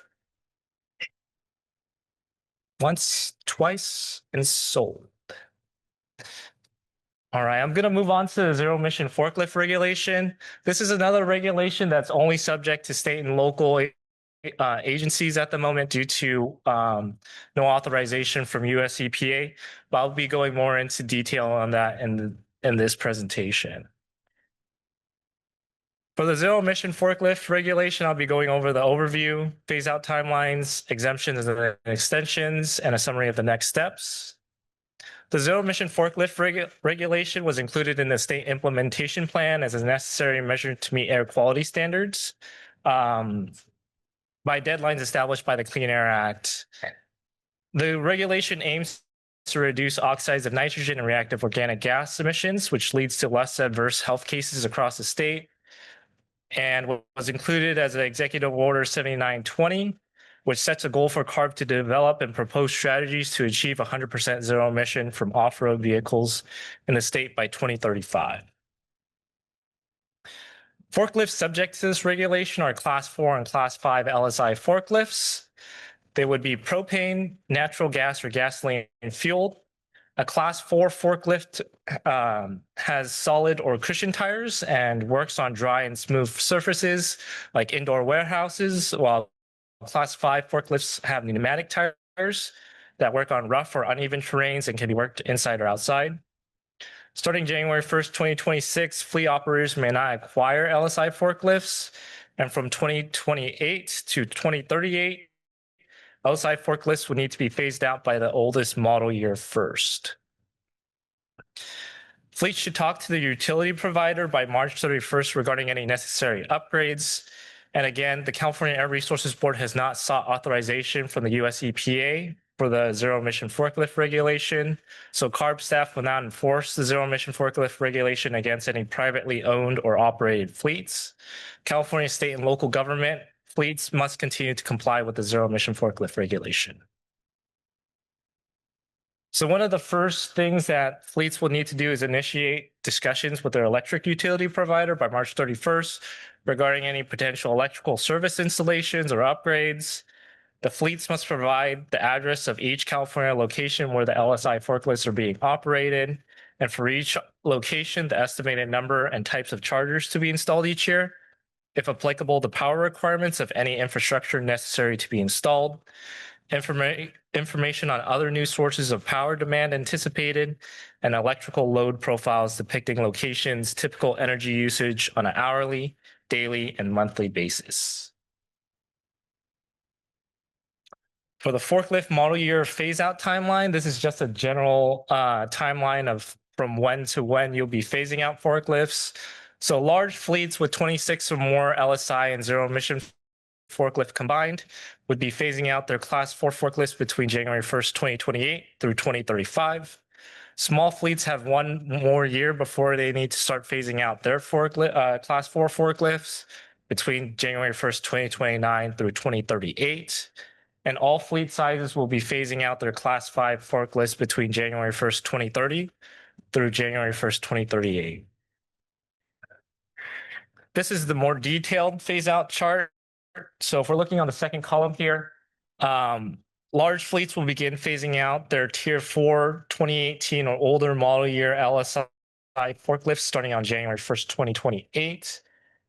This third column's for small fleets, and they would phase out their 2016 or older Class 4 forklifts on January 1st, 2029.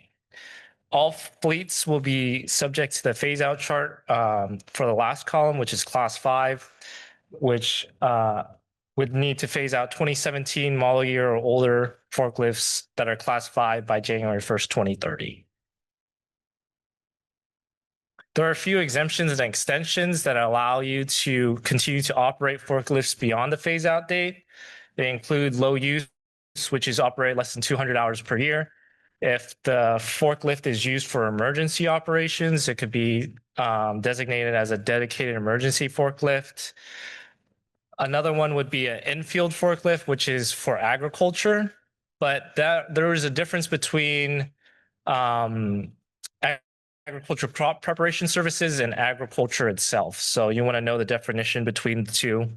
For exemption or extensions, we have a delivery delay. For example, if you cannot receive a zero-emission forklift due to circumstances beyond your control, you could continue to operate that LSI forklift until that zero-emission forklift gets delivered.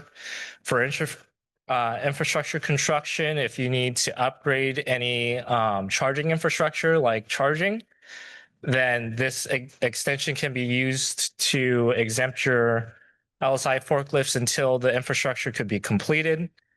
For the electrification, if your panel is not up, has enough power to charge all your forklifts, then the electric utility provider can come along and upgrade your panels, and that's another extension. And the last one, if there is no zero-emission forklift that can provide the operations of an LSI forklift, we have the operational extensions. So what does this all mean? What's happening next? Here's a chart to show you what to do next. The first thing that all fleets will need to do is initiate discussions with their utility provider by March 31st. Initial reports are due for large fleets by April 30th of next year and September 30th for small fleets by next year. Phase outs begin for large fleets with class 4 vehicles on January 1st, 2028. And phase outs for small fleets for class 4 vehicles begin on January 1st, 2029. All fleets will be subject to the phase outs for class 5 LSI forklifts on January 1st, 2030, and submit your annual reports every year after the initial report by April 30th for large fleets or September 30th for small fleets. And here's that contact page. Is there any questions for the zero-emission forklift regulation? Yes. Take out the other side of diesel power. Diesel power would go on the off-road diesel side. We're talking about it, though, right? Not to my knowledge. It was added on the zero-emission forklift that any diesel would be reported to the off-road diesel side. So it'll follow anything that the off-road diesel regulation requires. Mm-hmm.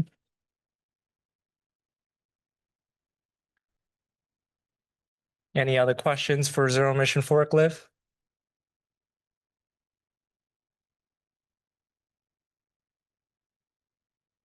All right. Well, thank you, everyone.